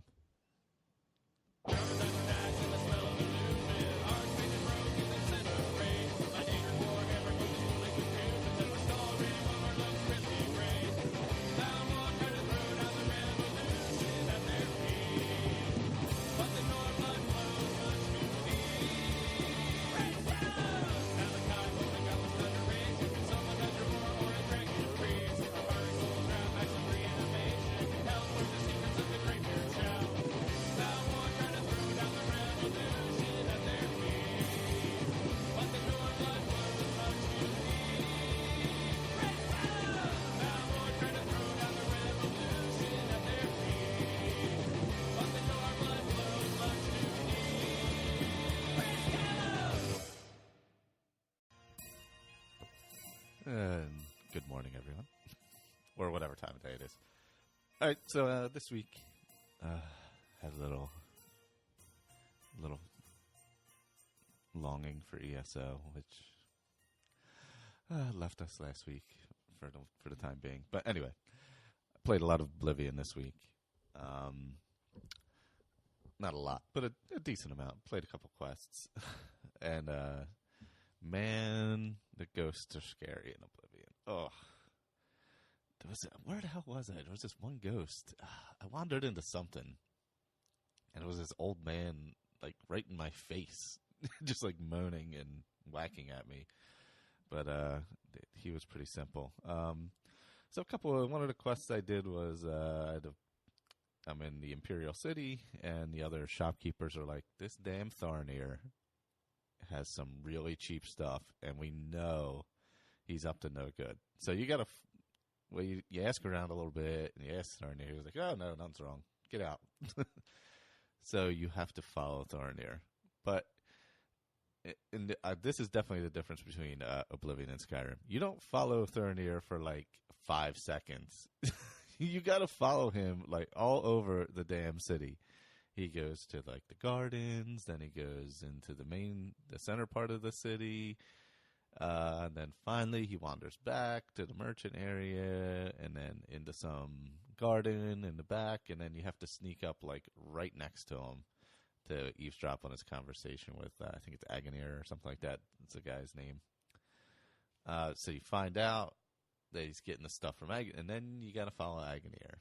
And he wanders all the way back to his place, which you then have to break into while he's not there. Because when he's there, he bars the door and you can't get in. So, did that whole thing. Sneak into Agonir's basement, and you find out he's got, he is basically robbing graves. That's where he's getting his loot from. So he's robbing graves and selling it to Tharnir, who is then in turn selling it to people. Very innovative fellow he is. So you follow him when he's gonna, I believe you have to follow him again, just going off the top of my head, to where he is going to do his next. You talk to Tharnir, you let him know, blah, blah, blah, and then you have to go stop Agonir. I think it's Agonir or Agonar. Sorry if I'm messing up his name. Anyway, follow him over to some mausoleum, and he's in the basement. He's like, yeah, I was on to you. I knew you were following me, and him and some other dude are trying to kill you, but you kill them first. And then you bring, and you can't forget to grab the shovel out of the grave there, because that's your evidence to give the Jensine, who is the one who gives you the quest. But yeah, that was it for a simple quest. It took a little bit of time, because you have to follow these people. You have to break into their houses at certain times. That is definitely a big difference between Skyrim and Oblivion. Like the time sensitivity of some quests is important in Oblivion, where not so much in Skyrim. Another thing that happened to me was I wandered onto that ship outside of Anvil, and I couldn't even hurt that ghost, and I ran away like hell. So that happened. While I was in Anvil, these nice young ladies came up to me and were like, hey, do you want to come to our farmhouse and have lots of sex? And I was like, okay, sure. What could possibly go wrong? So basically, this is a quest where you hear about it in town. What the hell's the guy's name? Let me look it up real quick. Oh, you're at the Flowing Bowl. That's where you hear about it. But Gogin, that was the guy's name. So you hear that Gogin, he got taken by this gang of wily ladies who promised him some sexy times and stole his stuff. Apparently, they're doing it to all the men in town. Now, Anvil is a port city, so I guess a lot of sailors and such. So the old stereotype of sailors and ladies, I guess that's what it's all about. But so you have to go out to the Flowing Bowl to kind of entrap these ladies, I would guess. So you're sitting there and you talk and blah blah blah. One comes up and they're like, "Hey, we can show you a good time out at our farm." But everybody loves to go to a farm. So you head out to their farm, and you have to be there at 11 o'clock. So here's what happened. I went out that way, and I stopped at Fort Strand on the way. And next thing I knew, it was 1 a.m., and I'm like, oh, damn it. So I had to wait till the whole next day. So the next day, I went there. There is a little cave right across from there that I went into. I forget what it's called. I forget what it is, but I did that right before the farm to kill some time. But then I get to the farm, and there's an Oblivion gate off to my right that I could see, too, which I was like, oh, God, it takes so long to close, and I'm kind of in the middle of closing it now, actually. But so I get to the farm. I try and go in at like 4 of 11. Nope, can't get in. Right at 11 though, you can get in. So I get in. She's like, "Hey, how about you get comfortable and take off that armor and drop those swords and just let down your defenses and go lay on that bed and we'll have a good time." And my guy's like, "No, don't think so. I'm on to you. You guys are going down." And boom, here it's on. All 3 of them come out. All 3 of the ladies come out and are attacking you with the magics. And you have to just take care of them. It's a pretty tough battle, actually, because I'm not real high leveled or anything. So there's 3 of them pretty much in this tiny little room trying to beat the crap out of you. So eventually you get all of them, and then you find out Goguen and the lady, I forget who it was, Malona, are actually undercover agents who set you up and put you onto this. So that was nice of them to set me up and not tell me what's going on. But there's some good loot in the basement. You get one of the keys off one of the ladies, and I think all 3 of them have a key. So just grab it. Go into the basement. You can loot all the stuff from the guys who have been taken by these 3 women. And I really didn't feel bad taking all their stuff because obviously these guys were scurrilous and up to no good and trying to have fun times with these ladies on the sly behind other people's backs. So I took all their gear. Then after that, I also did Fort Strand in between this, obviously, since I said that. Fort Strand, nice little fort. It took a couple, game time wise, actual time, it probably took me 45 minutes maybe to get through. I did a lot of sneaking, a lot of bow work, a lot of sneaking and sword in the back. And it turns out, actually, there's a quest-related thing in there that I ended up picking up, and we'll have to bring back that I didn't realize I had that quest, but apparently I did. So I still can't repair enchanted items yet, which kind of sucks.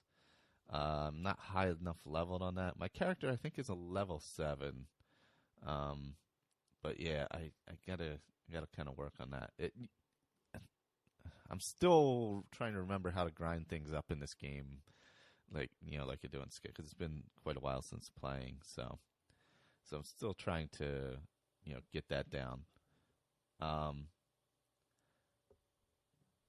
Whoops, sorry, I just read an email, but no, but it was a good grind. Good, able to sneak. I was using the Detect Life spell. But I ended up getting a Detect Life gauntlets. I think I got them in Fort Strand, which are amazing because you put them on and you don't need to use the spell anymore. So that freed me up to use something else in that spell slot, which is nice. Pretty much all my quick ones are spells. So I don't have like my sword or my bow on the D-pad there for the Xbox. I just use spells because I'm trying to just level stuff up, so I'm just casting spells like willy-nilly left and right.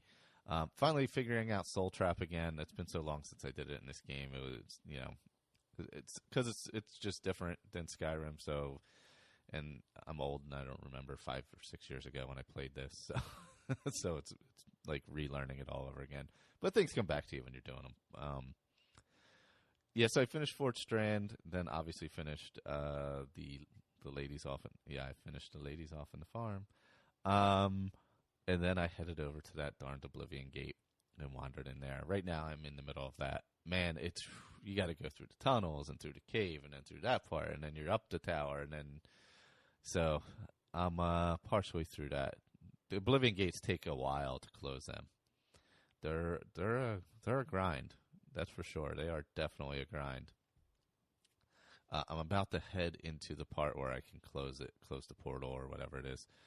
I'm partway up that tower, so I'm going to close the gate outside of Anvil there, and then I'm not sure. Oh, I'm going to do the Grey Prince quest the next, which is one you get from the arena. I did some arena battling as well in my travels. I did a few more battles in the arena, moved up a level, and just to kind of get some combat in. But that's pretty much where I'm sitting at, Oblivion wise. Do have some feedback from Blake here. Let me pop that in, and this would be about Skyrim, so it'll actually fit the name of the podcast, unlike my talking. Gonna need to change that opening, I think, since we're talking about kind of everything at this point. So here's Blake.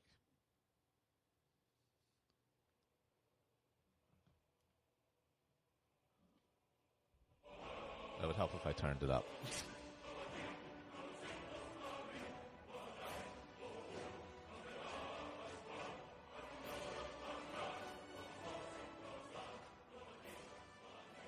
Hey everybody, this is Blake, aka Hesser from 9nights.net, and this is my I Have a Skyrim Addiction minicast. I made a new character on the PC. I'm playing through this time as a Khajiit. It's my first playthrough as a Khajiit.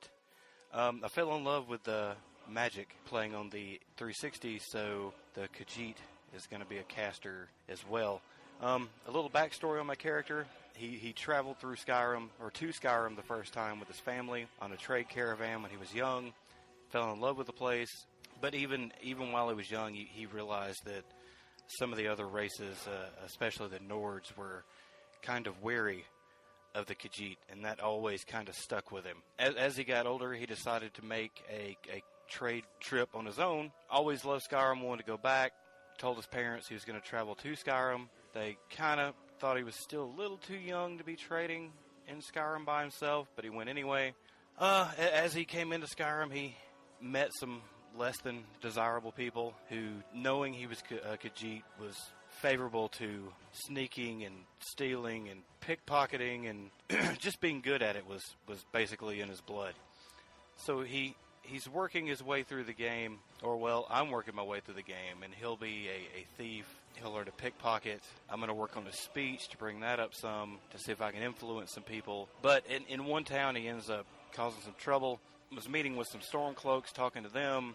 They were kind of trying to persuade him, talking about the Civil War, to join the Stormcloaks. He was still kind of undecided. Some of his friends that were with him, one of his friends ends up stealing a horse. The Imperial show up, round up the Stormcloaks that are in the town. He gets thrown in the car with them, just guilty by association, I guess. And, well, that's how the story begins. So he will definitely choose Stormcloaks on the Civil War quest line, and that's about it. I'm just level 5 or 6 right now, just starting out. He's in robes right now for the Magicka bonus, but I'll end up disenchanting the robes and using the enchants on some light armor later. I'm also doing, I really want to max out the archery this time, and this will also be my first playthrough on the PC that I'll get to experience all the DLC. So I'm really, really looking forward to that, but I really want to take my time through Skyrim, just the main game. I want to go slow this time. Last time I beat the game at like level 27, so I want to go through, really explore. I missed a ton the last time, and just looking forward to going through again. This is the second time I've paid full retail price for the game, and it's so good that I'd pay it again. So if you've got your own story to tell for your character, please, by all means, send it in. We'd all love to hear it. So check out 9nights.net. Nightcast, sorry, I'm choking. So, yeah, I'm going to start a new character, too. I think I'm going to concentrate on my old school way of just like he's going to concentrate on archery. I'm going to kind of do the same thing.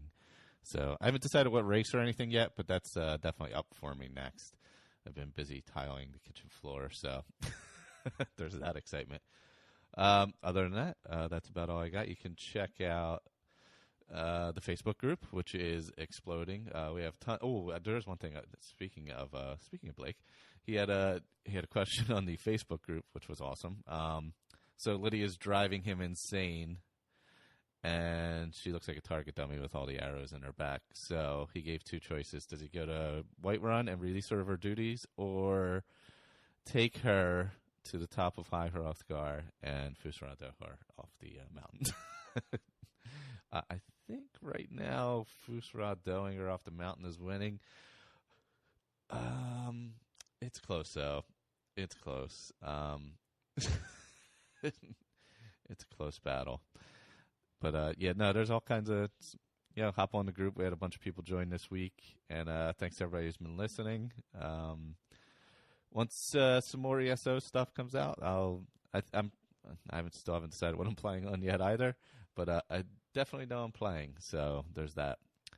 You can also email the show at skyrimaddictpodcast@gmail.com.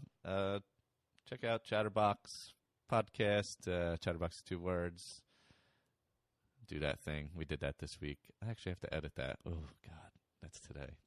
I'll be doing that, and then I'll be tiling again. But that's all I have this time. So take care of them. All right. How's it going, everyone? Another fine edition of the podcast. If you want to contact the show, you can do it so at skyrimaddictpodcast@gmail.com. I'm going to do this in the beginning because I'll forget at the end. And you can check out the Facebook group. We've had a bunch more people join, always talking about stuff over there. Anyway, so I play. It's been about 2 weeks. So I played 3 different games. I did the ESO beta again. A bunch of Oblivion, which I forget a lot of, and I started a new character in Skyrim. So just quickly on the ESO beta, not much different from last time, but I did like how they changed the Cold Harbor beginning when you're in the prison. I felt that was cleaner, and I don't know if it was because I had played it, through a second time, or if there was just less people in there, so there was less confusion. But it just felt like it went smoother. Last time it just, I don't know, felt like a mess. But the thing I didn't like was that they changed the starter island thing. They made it default that you skip over the starter island. I would prefer that, I'm fine with giving the choice of skipping over it, but I'd prefer if the default was you start at the starter island. But just little things like that. But other than that, I enjoyed the time I had to play. I still don't love playing on the, mouse and keyboard. So if the controller is not native for the PC Mac version, I don't know. I may just wait for the console. I'm gonna have to look into that further though, because I don't really know quite offhand. I believe I saw something where it's not going to be, but I'm not definite on that. So Oblivion, I played a little Oblivion. Well, I actually played a lot of Oblivion, but it was like a week ago, so my brain's a little fried. But I was in Skingrad last I recall, and there's this crazy guy there who thinks everybody in town's out to get him. So I'm kind of halfway through that quest. I started following people around. But what I did mostly previous to that, was it possibly an Anvil maybe? There was an Oblivion gate. So I go in. I start to do it. There's 3 towers. You have to go all the way. So I go all the way to the top of the tower. There's nothing there. I come all the way back down and go all the way to the top of the next tower and realize there's a lever at the top of the tower, and had to go all the way back up to the top of the other tower to pull that lever too. And they allow you to get to the 3rd tower, which is out in the lava, where you have to go to get the sigil stone and all. So that took quite a while, and I did not die when I came out of that one. I don't know if I talked about the one where I died when I came out of it, but that was not fun. A boar killed me on one. That was I think I talked about that last time. But yeah, this one was 3 towers. You go up, you have to pull a lever in each tower, and so those are pretty good. Closing the gates takes quite a bit of time. Each gate, so you can really spend some serious time doing that. It kind of gets a little repetitive, but they're at least pretty good battles going up each one. Starting to get the archery down a bit. I'm terrible at lockpicking in Oblivion. I don't know why. I'm just awful at it. Skyrim is so much easier lockpicking wise. It's not even funny. Skyrim, I don't even have to level up to lockpick. It's ridiculous. It's probably too easy, actually, in Skyrim, and probably appropriately easy in Oblivion. I'm just really bad at it right now. I think I used to be good at it, but I'm certainly not now. I've been using the spells, the open easy and open very easy chest spells. So hopefully I can get some more of those. I did a bunch of arena battles also. I was battling in the arena, so I've leveled up quite a bit there. Other than that, in Oblivion, not much. Not that I can think of offhand. I knocked off the Grey Prince quest, which is one you get from the guy in the orc in the arena. You talk to the orc in the arena, and so I completed that quest. You have to go find out his lineage. Other than that, that's all I can think of offhand. So I started a new character in Skyrim, starting on Legendary mode, which is I don't think I've ever started a character on Legendary. I've played Legendary as characters have leveled up, but not from the beginning. So, yeah, I didn't die getting out of Helgen at all. So that I think they have that low enough leveled where you're not really going to. So I left Helgen and pretty much went right into the normal story. I took my time doing it, though. I went to Riverwood. You run into Sven, and he wants to, I forget the lady's name, but he's in love with the same lady as Faendal, and she doesn't like him anyway. But so I did the lying, and I got Sven on my side, so I took him as a follower. Did some smithing there, did all that. Smithing, I've been doing a lot of arrow smithing, because I'm pretty much, so I started a wood elf. I think I'm level 15 right now. Most of them, I've probably put the majority of my points into the archery tree. A little bit into illusion, because I'm doing muffle and fury and calm, things like that. So I put a little bit into there. I'll probably put one into alteration for right now to help with my armor. Use like oak flesh and stuff like that. So. And I may put 1 point into restoration just to make that a little cheaper. Other than that, let's see. I also put sneak is the I probably put the most in archery. Probably put like 5 points into archery and like 3 into sneak. I think maybe 4 into sneak. It may be pretty balanced between sneak and archery. But those are the two I'm focusing on, and also on smithing so I can get better bows, obviously. And also I found that alchemy is really useful in when you're playing Legendary because you need a lot of potions to get better. So I'm definitely going to put some points into alchemy too, so I always have some potions with me. And also what I found is usually when I start characters, I don't even put points into health at all, because by the time you get leveled up enough, you don't really need it if you put points into other things. But this one I've actually had to, just to survive, put some points into health. So I've probably split it, say 50% magicka, and then 25 health and 25 stamina. That's how I've kind of split it up for the amount of points I've had to put in. But so I started the main quest. I hung around Riverwood a little bit, did a little smithing, kind of tried to level up, doing some little things. I think I went to that mine outside of town and did some stuff there. But then I went over to Whiterun, got started up, talked to the Jarl and all that. Balgruuf, I think, or no, he's in the other town. Whatever. So I talked to him, went to Bleak Falls Barrow, and Sven was incredibly helpful there.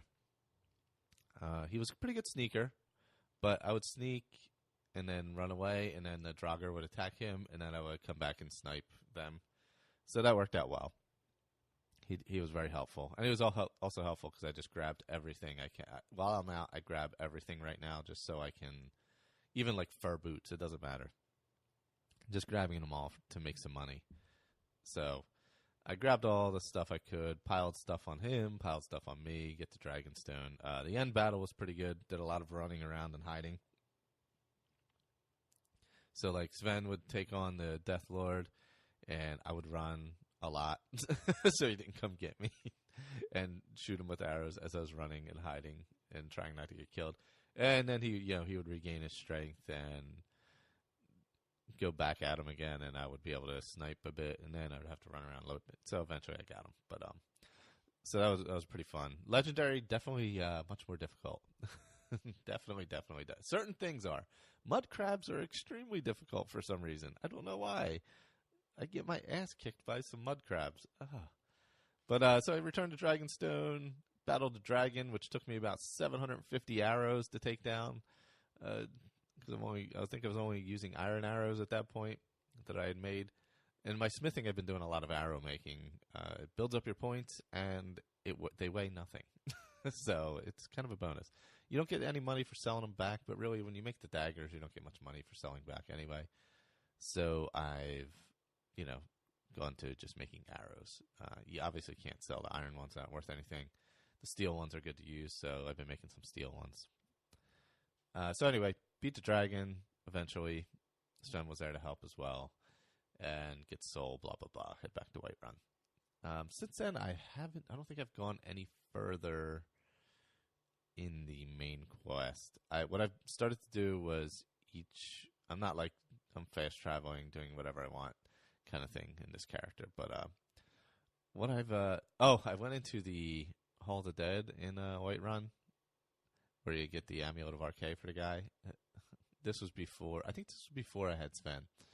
But I went in there, and I sneak around the corner, and that skeleton just beats the hell out of me. Like one shot at me. I'm like, son of a bitch. So that's when I knew Legendary was for real at lower levels. But yeah. So Sven and I went out exploring. Where did we end up? We ended up at so mostly I started branching out from Whiterun basically to the west, because I don't usually go that direction to start out. Like I do, like into the open area, Whiterun there before you get to Workstead, but I don't generally go past there early in the game. It takes me a long time to get out to Markarth. I don't know why. Probably because of the Forsworn. But so I started branching out from Whiterun, sorry about that, to the west and a little bit to the east towards Riverwood. So I went out, took out some bandit caves, things like that, and Sven, very helpful, was able to get lots of stuff, bring it back, sell it. So what I'll do is I'll walk out to where I'm going and then fast travel back and do the same kind of the next day. So I kind of find things, or I'll, like if I've gotten far enough out, I think I was out at Swindler's Den's like halfway to Rorikstead. So like the next day I fast traveled to Swindler's Den before I went back out. But so while doing this little bit of exploring, I ended up at Breakwind Basin. I think it's Breakwind Basin. And Sven and I go wandering in there, and there's a lady at the top. I thought she was a mage. No, she's a vampire. And she killed me in like 3 seconds. So I was like, yep, we got to get out of here. Well, apparently not. So I ran, and then by the time I got back, poor Sven was dead. And I'd finally gotten I don't know where I got it, but there was a hammer with a warhammer with soul enchant on it, soul trap enchant on it. Sorry about that.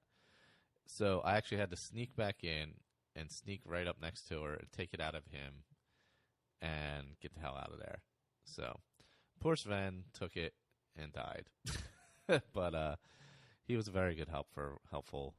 He was a good helper while he was there. So I went back to Whiterun, obviously, and I'm like, I need a follower. So at that point, I had Lydia as the house Carl. So I was like, yep, come on. Come follow me. Here's your Warhammer of Souls. Let's go.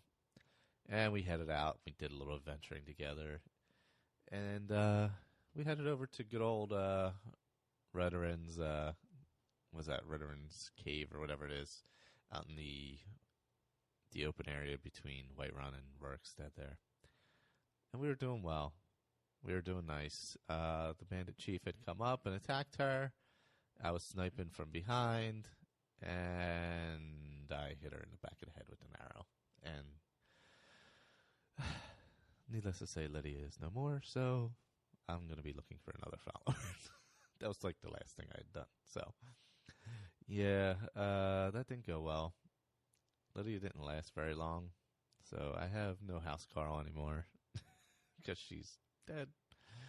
But yeah, so I'm gonna be picking up a new follower because I need one just early in the game here, just to carry stuff so I can make some money. Basically, that's all I That's all I do. So that's all I'm doing right now is just trying to make money as I go through the quests. But I'm working my way. I think. Oh no, I'm sorry. I did make it out to Rorikstead, and I turned in. I don't usually go this direction, but I don't know. I just felt like doing it. I turned in the Redguard woman in Whiterun to the Akiri warriors. So yeah, I'm not being real helpful this time around. I helped out Sven, who's a liar. I turned in the Redguard woman, who's possibly innocent. It's, I don't know, my guy's gray, I guess. Or no, I'm sorry, I'm playing a female character this time. But got a little bit of feedback, so Keith emailed in. Let's see. He's been, so his email is, he's been playing Skyrim wrong, he thinks, because he's never really gotten into smithing or the other skills. And mainly he's just been doing the quests, and his guy doesn't level up that much. He plays a mage, and he's only about level 15 or so. And he also has a Nord that plays two-handed. It is the same. Smithing, alchemy, enchanting can level you up pretty quickly. And also they help you battle-wise. Definitely smithing and enchanting. Alchemy depends on what you're doing, but it's not really as important. But you can level up pretty quickly in that. So early in the games, I just collect everything I can for smithing and enchanting. Oh, speaking of that, smithing, difference between Oblivion and... Oh, not Oblivion, I'm sorry. One thing I like in ESO was where you can break down the items and get the stuff from it. I wish you could do that in Skyrim. I'm sure there's a mod for it where you can break things down and get the equivalent of, ingots and things like that. But, yeah, collect whatever you can, smith it up. Mostly in the beginning, you're just, like, shoot some wolves, kill some bears, saber cats, all that kind of stuff. Get the pelts, make them into leather, make some leather bracers. Another good way is I like the arrows, making arrows if you're using a bow.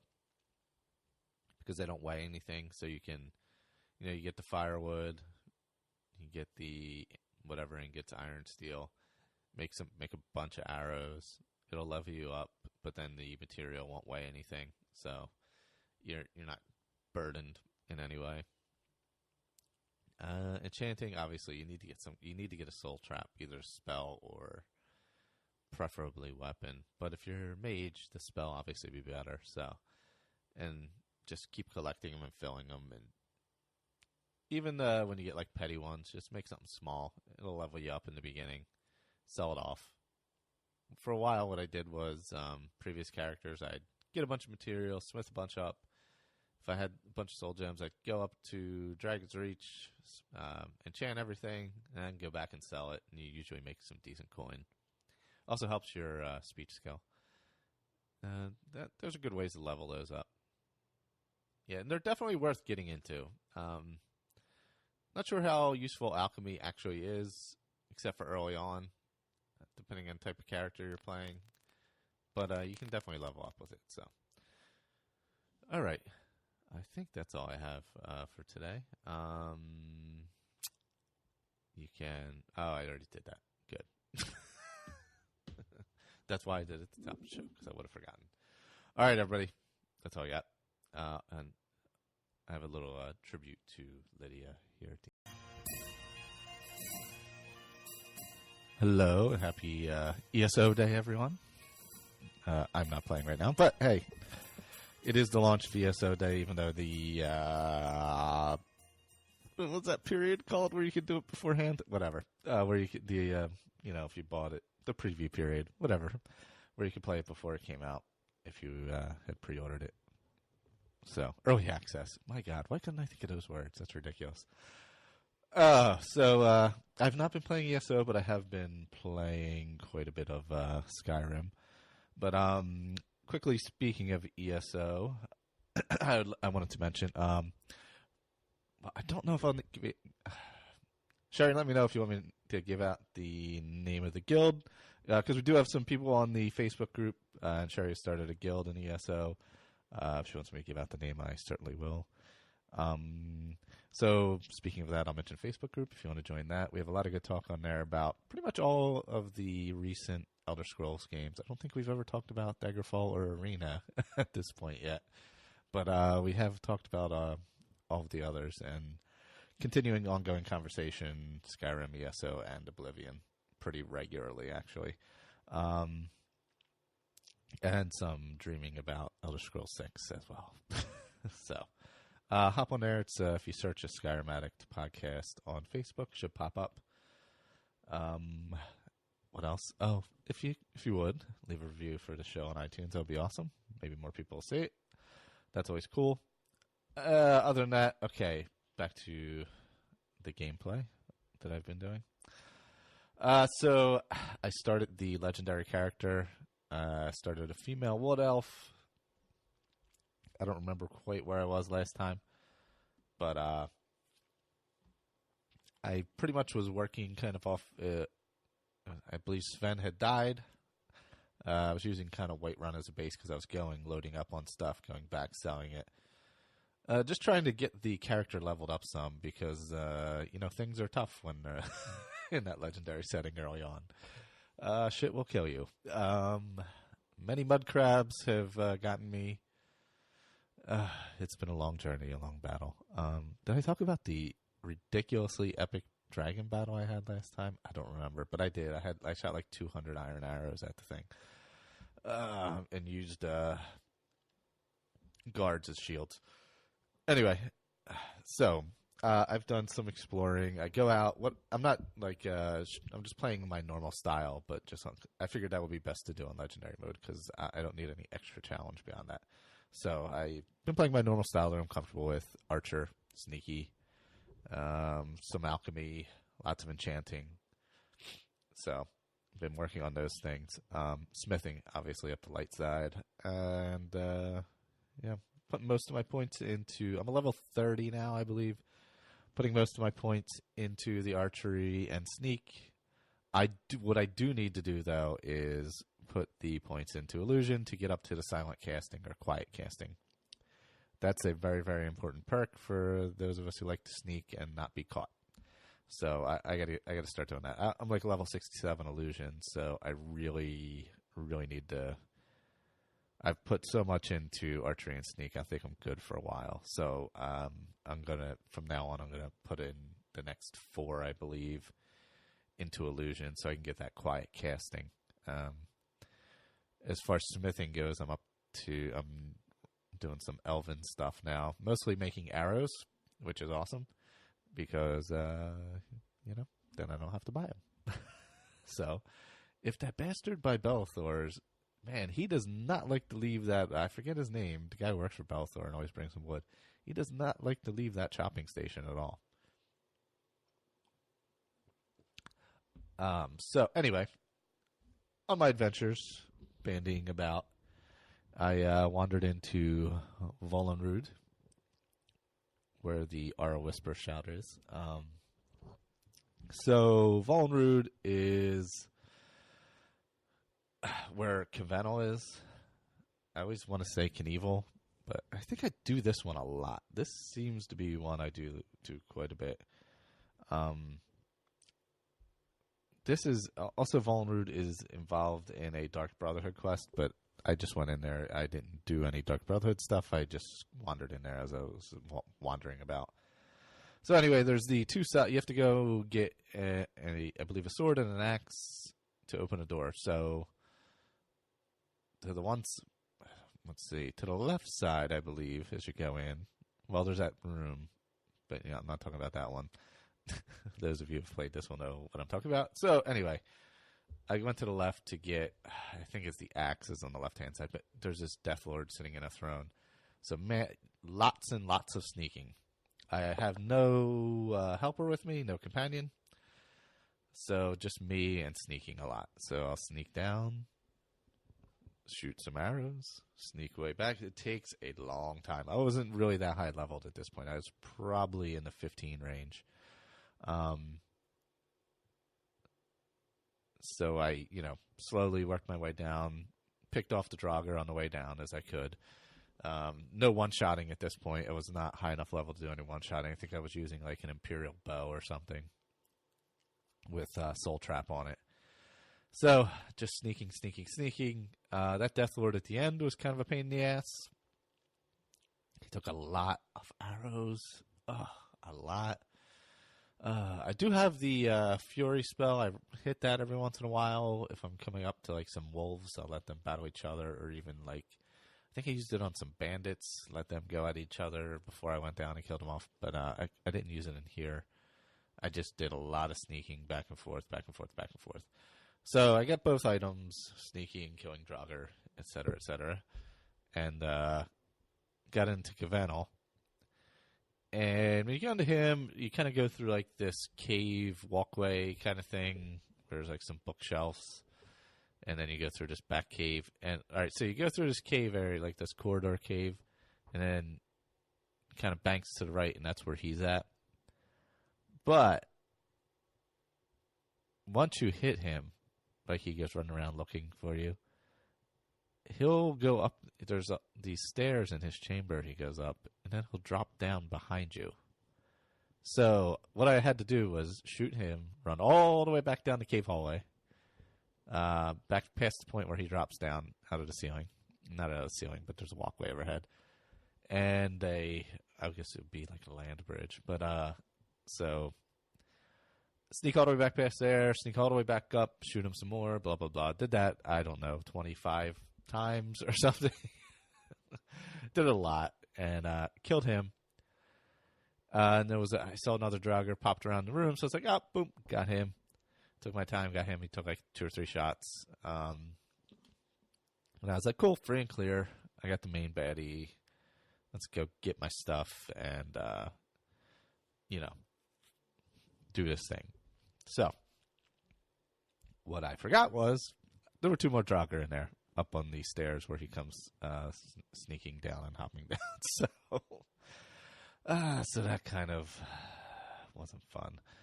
But, yeah, so it took me a little while to get those 2. But, yeah, there's one by Word Wall and one up the steps a bit. So when you're doing Volnruud, remember there's a couple extra Draugr floating around that you gotta take care of.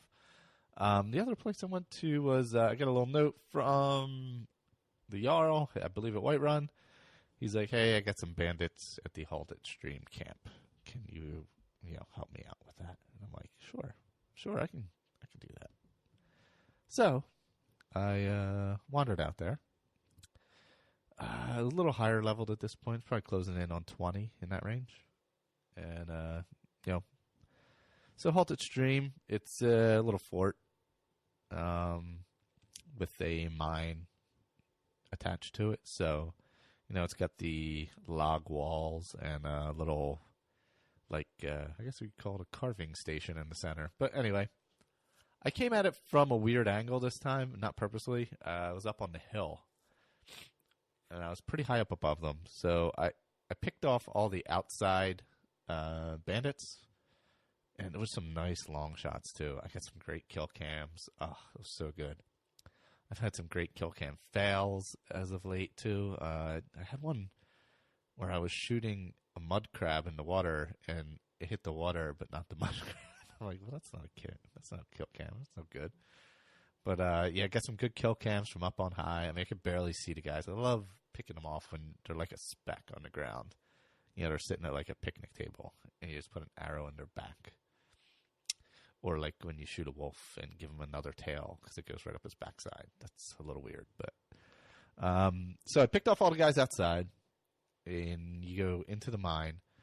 I believe, just off of memory, having done the Halted Stream about 643 times, I believe. You go down the typical entrance to the mine, and there's a bandit by a gated door. So I think that bandit took probably 2 shots. I was getting leveled up. I think I had the perk at this point where you had the triple damage for sneaking. So I was getting to the point where I was the low level bandits. I was able to pick off in 2 shots. So I took out this bandit that was by the cage. I think it was.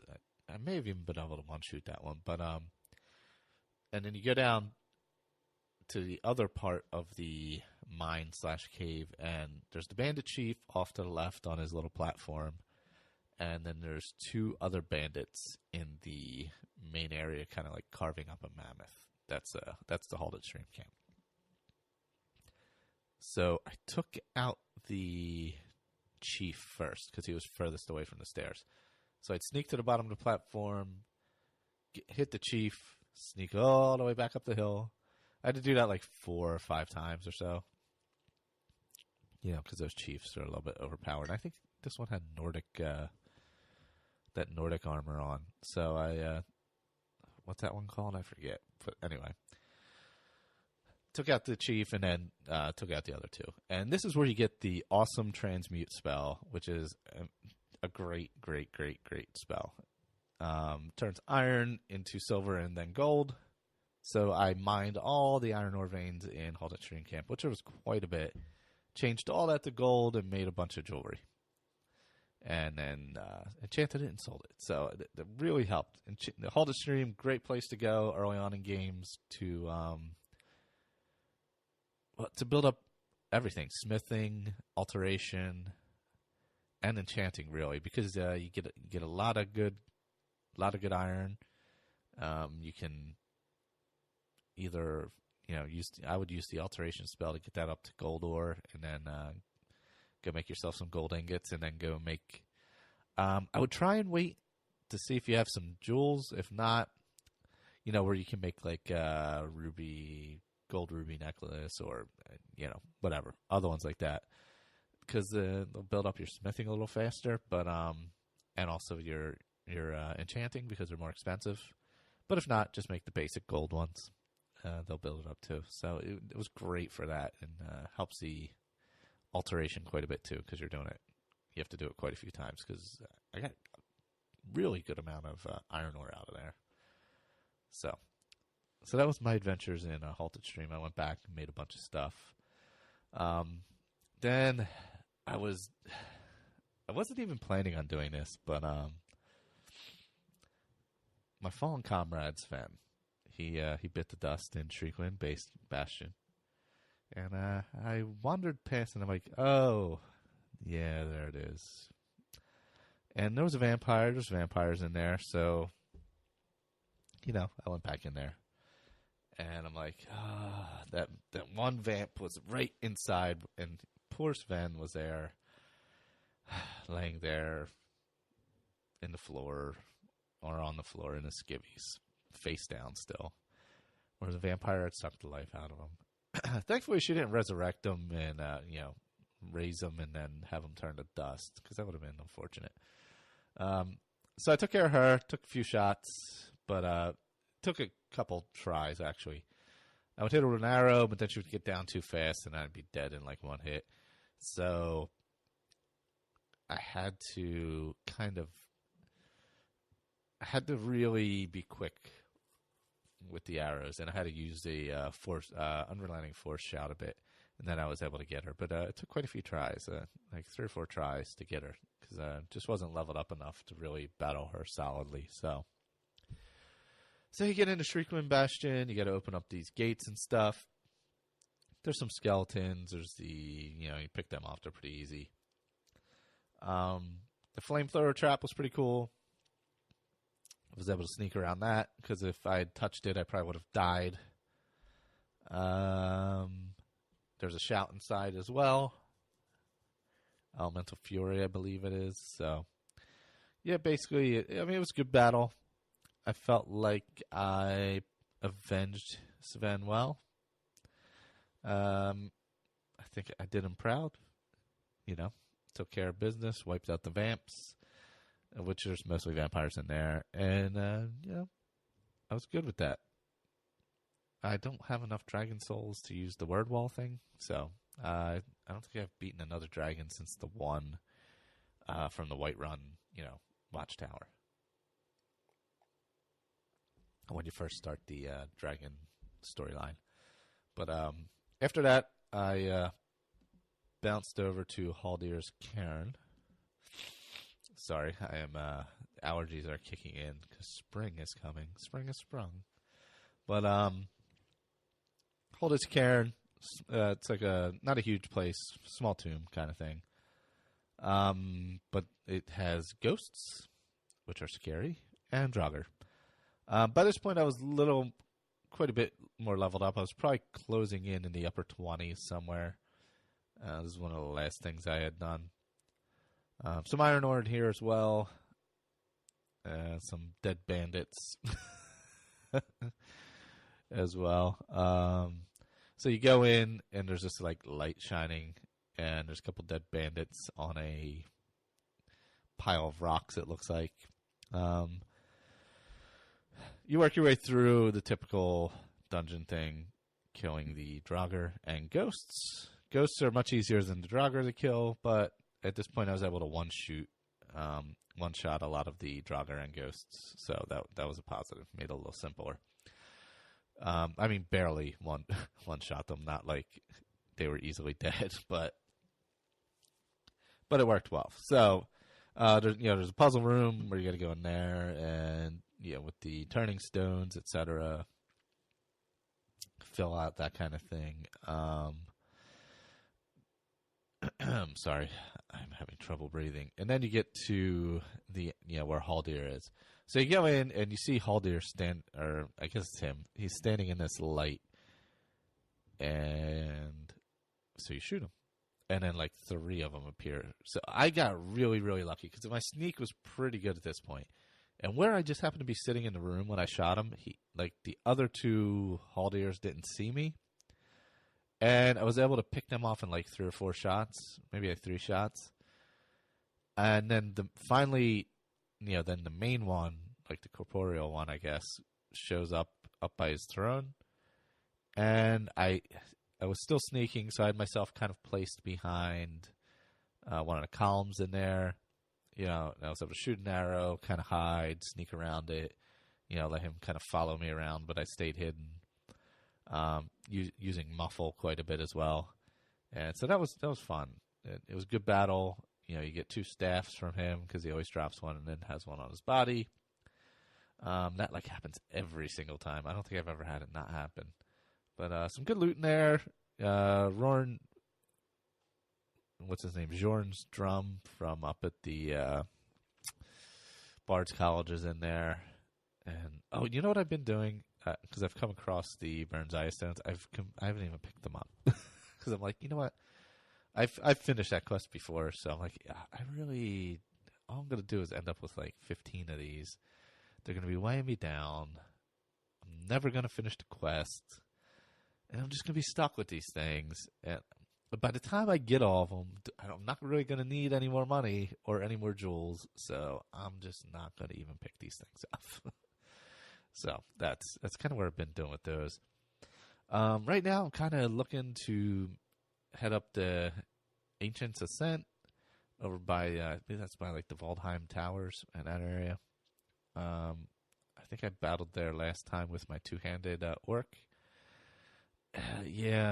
I'm looking to go there and get dragon battle going. I may try and get a follower. I tried to get the woman from Ugarth, maybe, from the Bannered Mare there in Whiterun.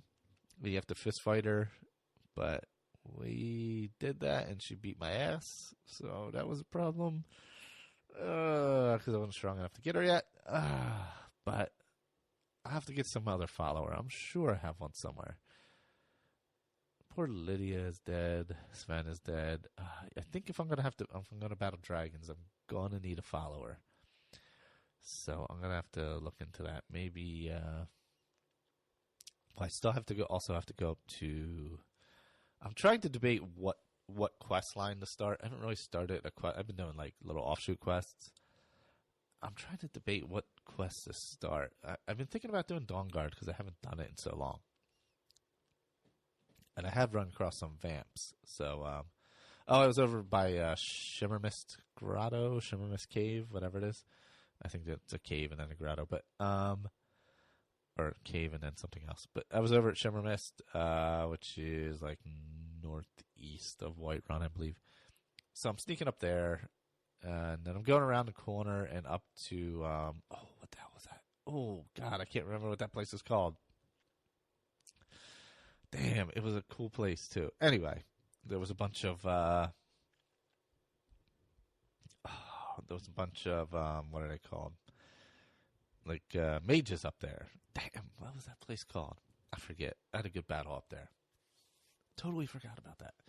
But anyway, on the way around, I was heading around, just walking around, and then here comes damn vampire. I'm like, shit, I gotta hide. So I hid, and fortunately, it didn't see me, and then it was just a thrall, and I was able to take it out.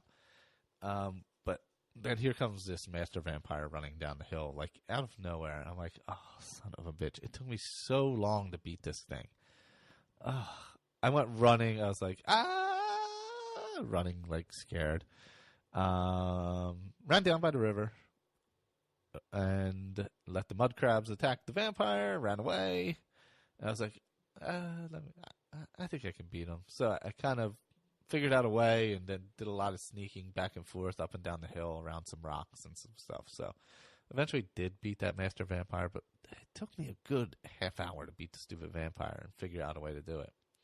Because it's in the wide open. There was nowhere really to hide. So I had to kind of finagle a way to do that. But, yeah, so that was fun, too. I've been doing some good. Where else did I go? Oh, Bard's Leap. I was over by Bard's Leap. I totally forgot about that. So, what's the main area by Bard's Leap? Let me look it up real quick. Bard's Leap Summit. There we go. Lost Valley Redoubt. That's it. So I kind of came across that by accident. I was at the, so that's like kind of in a little valley, and I was way up in the mountain, and I'm like, oh, look at that. There's some Forsworn to pick off. Awesome. So I picked them off from up high. Took my time. There was about 6 or 7 of them I had to get. The Briarheart, though, I had to go down below to be able to get him. I just couldn't get him to come out and get him close enough where I could actually do any damage to him. So after I picked off all the ones and the first 2 parts you go through of their little redoubt there, I snuck around, and there was a Forsworn guy walking along this wall and up above where the Briarheart would be. So I snuck, got up there, and was far enough away where I could get a couple shots in on the Briarheart before he got to me. So I was able to get him down pretty low. And then I was able to shout, stop him a little bit, stun him a little bit, and be able to finish him off. But up above there is Bard's Leap Summit, where, which is also, there's something else there too.